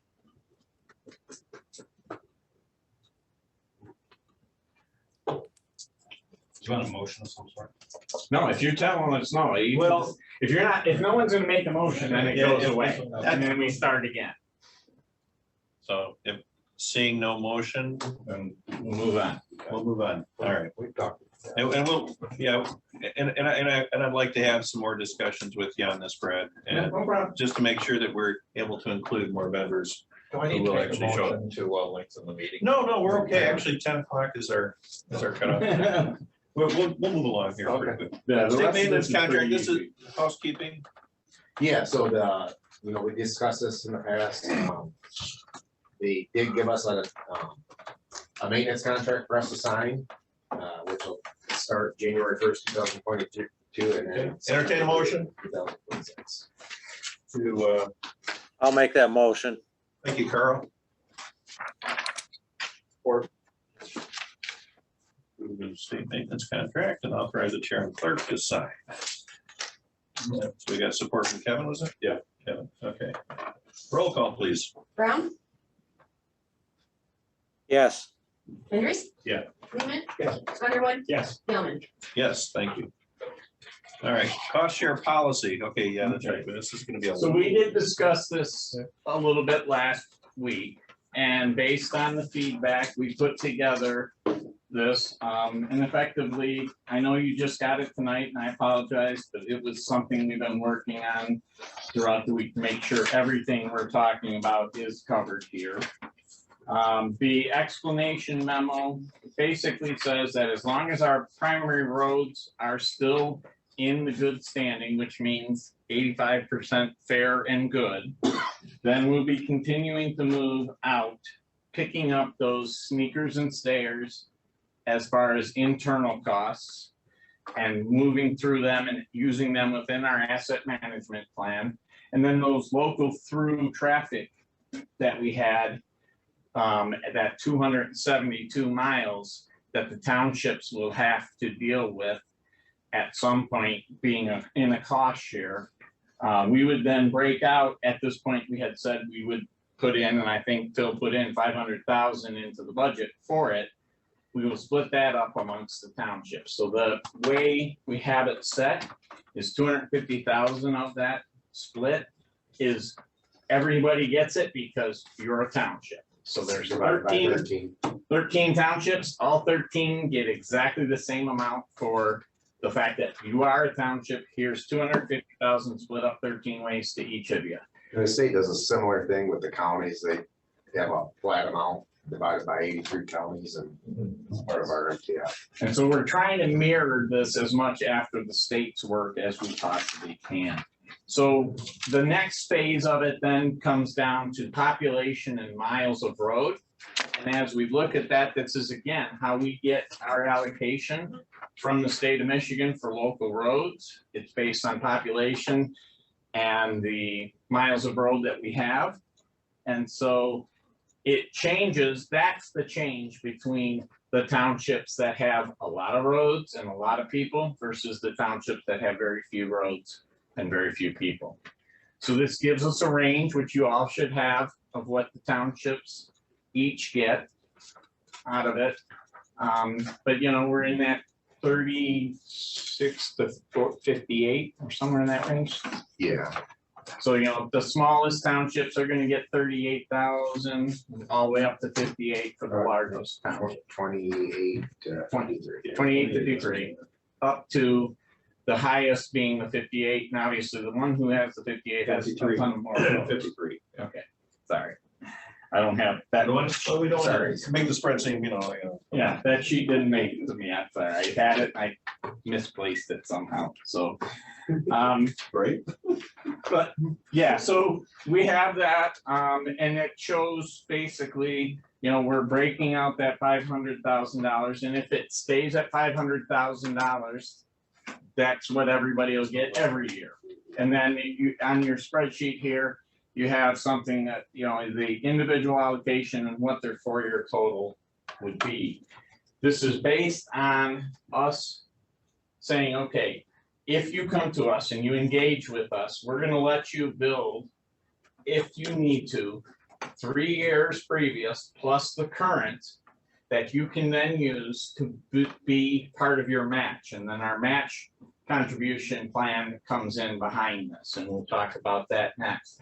The townships that don't, we're not gonna not do anything in those townships. We're just gonna select them, and they're gonna keep a bank of 2 years, and we're gonna just keep working off that 3rd year and keep doing the repairs that we know of that they're in need of. So they're still gonna get some work done in their townships. They just will not be getting maybe as much because they're not matching, and then they're not gonna have as much of a voice. They'll use their match for their priority, and what they don't use, we will use for our. If they, priorities yeah, in if their they don't have, townships. and if they don't come to us with anything, then we'll use the whole amount for use in their township. So the whole idea is we'll let them bank it to 4 years, if, as long as they're engaged and talking about where these projects are. Biggest thing we don't want to have is somebody, you know, suddenly we got 10 townships coming to us and they say, we want to use all 4 years right now. And then suddenly we are talking about a major dollar amount of match that we have to deal with. So, and that is kind of like where we stand. We did consolidate the original local match contribution so that we are talking now about a township match of 50% is required for all local road improvements, including reconstruction, overlays, or gravel roads, etc. The following are cost share matches for typical right-of-way improvements. So A is the main focus of most of our townships. These are roads that are their priorities that fit within our asset management plan, that they want to sit down and they're going to say, okay, we want to reconstruct this stretch. Can I have a stop sign? Carl, do you have a copy of this? Yeah, oh, yeah, I'm following right along. Yeah. Okay, just want to make I do. sure. All right, thanks. Well, and so they would have to match at least 50%. Our match dollars that we're giving them to bank over those 4 years can be up to 50%, but no more. So if they decide, you know, township A here has a maximum over 4 years of $175,340. But they decide they want to do a $500,000 project, we're only going to be matching 175, and they have to come up with the rest of the funds. But if it's exactly, you know, if they want half and half, and we can fit the project in, we'll do a 50% match with them. So if they pick something lower dollars, we'll match 50% to their 50%. So some townships that have a little more money available to them may say, you know what, we want to do this road, and this road.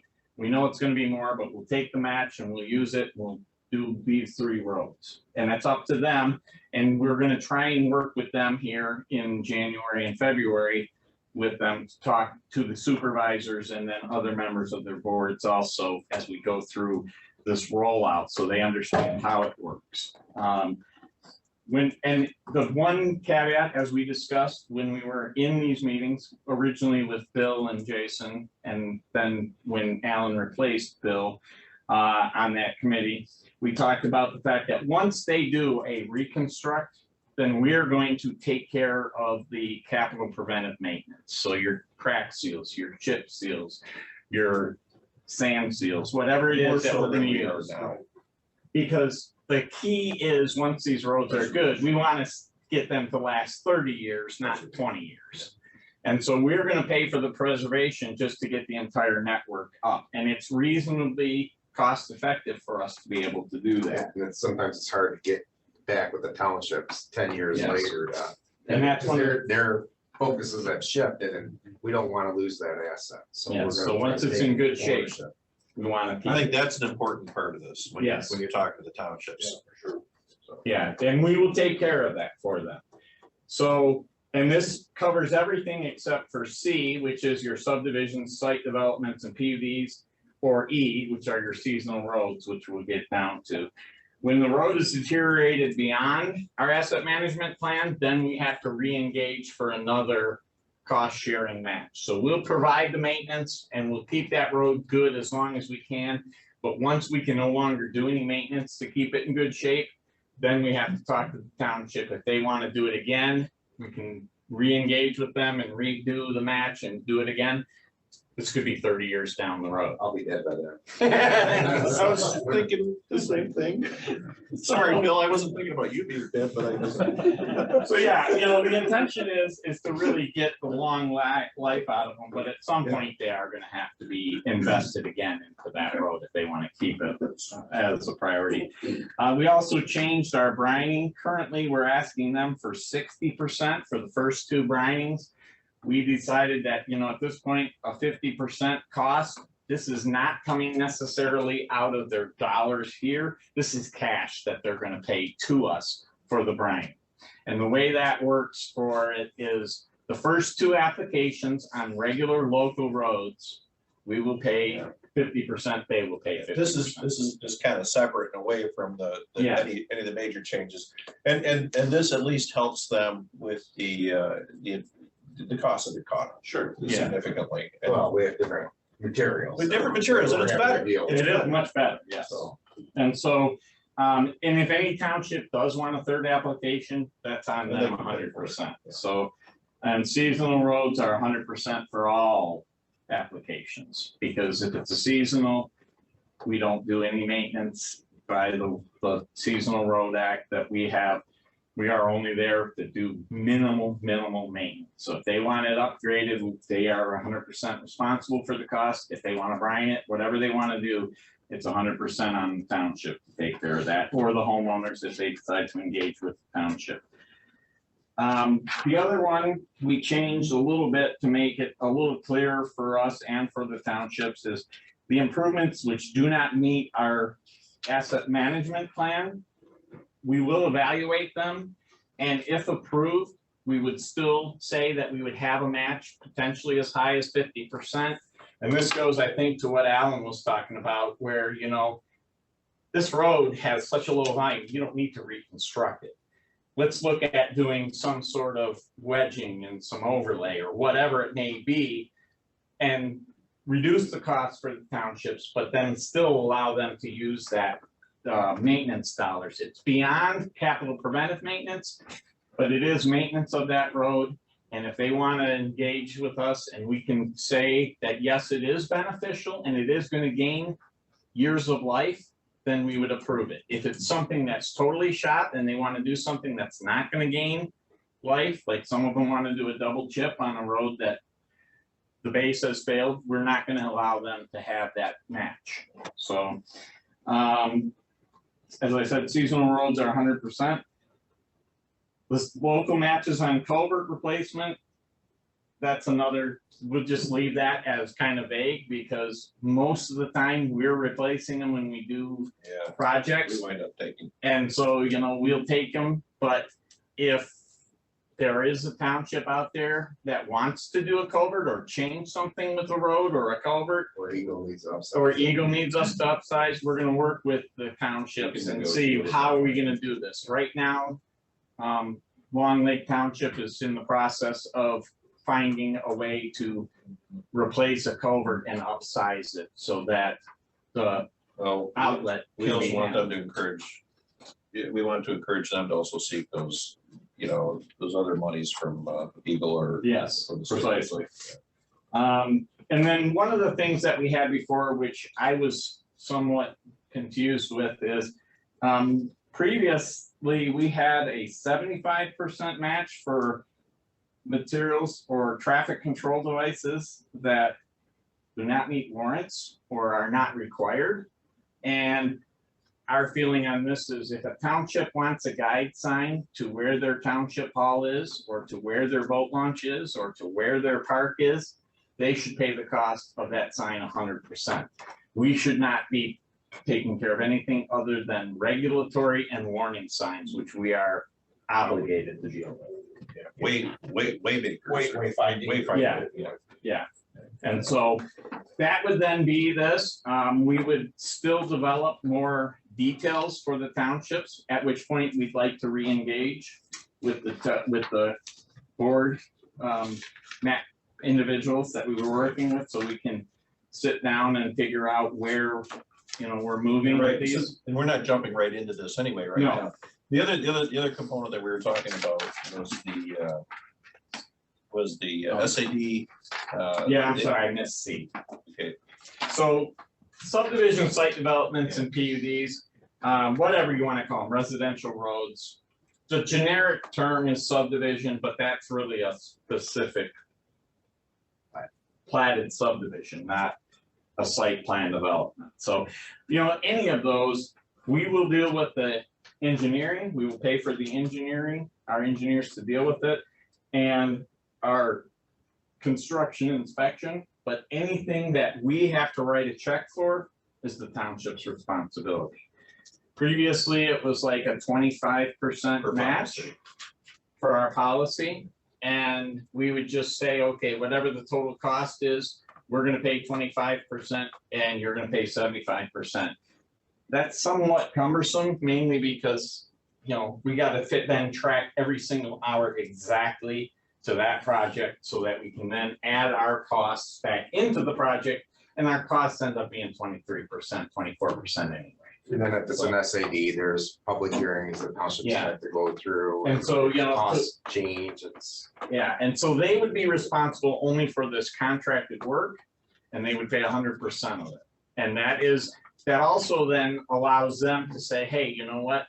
We want to add something here. We want to have a special area here or a sidewalk or whatever. Sure, you can bid that, but we aren't paying for it. And that allows them the flexibility to change a little bit. And we aren't paying for things we legally can't pay for. We just simply say that's 100% you, and they're on there, they go forth and. And I think it's important noting the cost of our engineering services, or the value of our engineering services anyway, so. So. Good. We're getting closer. Can we approve this so we can at least communicate with the? Yeah, I think I would entertain a motion if anybody would do that. Sure, I'll make a motion that we implement the new cost sharing policy as presented. Can I get a second? I'll still wake up there. Oh, yeah. Okay, I get support from Kevin over here. Any other discussion on this? Carl? Just real quick. Yeah, just a little bit here. I want to touch base just real quickly on the brining, which now is going to be 50-50 with 100% on the third one, which I think that 100% on the third one was always that anyway. Yes. But weren't we like at 40-60 before on that? So we've actually kicked in a little bit more on the brining. Yes, we've gone from us contributing 40% to us contributing 50%. Okay, so that's a benefit to them. I think when, I overall here, I guess I don't have too much trouble with this. I think the one that we may end up with the most questions and feedback on here is item C here with the SADs or PUDs or those, where I think it's got to be really educated to them that, it's just basically about a wash for what we're doing here with the in-kind services. If we're not passing that through to them, that, because they're going to think they're going backwards here. That's why I think it's important. On that item, I think. Yeah, and we are this is going to be a discussion that we need to continue to have on education for the township supervisors and the rest of the township boards, so that they understand it really is effectively within a little bit a wash. And most of these projects, it might be a difference of $1,000 to $1,500. So most of the projects aren't that big. Okay, so really, we're getting back to that. I think it's the education thing, and just so that I guess everybody knows too, when we do major reconstructs on these projects, by statute, they have to participate at a 50-50 if we're doing a rebuild on a road in these townships anyway, correct? That is correct, yes. If it's on a local, the maximum we can ever contribute is 50%. But This is not for giving them capital. 50%. So we have, Capital preventive maintenance is okay at 100%, but reconstructs or Right. rebuild, the maximum statutory Right. limit is 50%. right, exactly. So we have, you know, we can't deviate from that anyway. So I think the rest of this, I think, you know, I'm sure we're gonna have, you know, I think the biggest one there is item C, because we've done a lot of those. And I just don't want them to think they're getting shortchanged on that item. So I think it's, you know, that's gonna be the big one, I think. Any other discussion? Kylie? That's it. Andrews, Yes. Newman, Yes. Underwood, Yes. Brown, Yes. Gilman. Yes. All right. All right. Moving forward, that's actually kind of, I've been kind of a little psyched about it, because I think it's gonna move us in the right direction. 7, informational items, which brings us to 7A, managers' comments, anything? I don't have a lot. I just want you to know that since we've been working on this, we originally talked policy, we got some policies done early in the year and then bogged down on this, but this was very important to us. So thank you for taking your time to help us and get this established, and the additional time that we will be needing. But we will be moving into additional policies, probably not in January because we have a lot of staff off over the next 2 weeks. But probably in February, we're gonna have a whole nother list of policies that we need to start working on. We've done a lot of the easy lifting, cleaning up things that were just redundant or not needed anymore. But we do have a lot of policies that we need, and we're gonna have some that need discussion from the board to get clarity of where you want us to move forward with. So be prepared for that. We will be working after the first of the year to get those out for a February meeting. Other than that, I think our guys have been working extremely hard. I don't know how many of you know any of our drivers, but a lot of them have worked a lot of hours already this year between the snow event, which was seemingly everlasting. But this morning we had people in extremely early because of the blowing winds, and we still have a lot of roads that are closed due to power lines being across them. It got to a point we actually had to go and rent additional barricades because we did not have enough, and we never would have imagined we would have needed to do that. We have so many barricades. They're all over the county right now. So be careful driving when you leave here, because there could be more trees down that we're not aware of. So look out for those. And the ones that are barricaded off, they have live electrical wires potentially flowing through them. So stay clear. We're working with the electric company, multiple of them, to get everything straightened out. We did talk to Traverse City Public Schools, and they're going to make a decision here about 10 o'clock whether or not they're going to have school based on the number of roads and their reports back. So they were closed today due to 4 buildings, at least that I'm aware of, that had electrical outages, at least for part of the day. But they are going to be hopefully giving parents a little bit earlier notice than 7 o'clock. Right, yeah, it was a little on the late side. Yes, it was. I came through at 6:06. Okay. So my grandson's already up to 8 breakfasts by that point. Yeah, And then right. he doesn't go back to sleep, so. Other than that, I'd like to wish everybody a really Merry Christmas. Thank you. It's been a great year for us here. I think things are looking up, and I think as the year goes on and you guys all have a chance to start coming through for different things that we have going on, I think you'll get to meet some of these guys and you'll see that we have a really, really strong crew from administration, from engineering, from the shop, from the field guys. I think we're doing really well, and we're very fortunate to have a fully staffed crew right now, because a lot of road commissions do not have a full staff. So that is all. Thank you. Commissioners' comments. Carl, let's start with you tonight. I'm going to say Merry Christmas to all. Have a good holiday, and I'm good. Thank you. Kevin? Yeah, I just, I've sat on a lot of boards and I really appreciate Kylie getting the package out. That, with that amount of time to review things is really huge. I know things trickle in here and there where you got to deal with them, at the moment, but I do really appreciate, especially being new, getting a board package 5-6 days in advance of the meeting is very, very, very helpful. I'm excited to really to get to dig in and kind of get up to speed here after the first of the year, and we'll look forward to those meetings and get to know everybody a little bit better.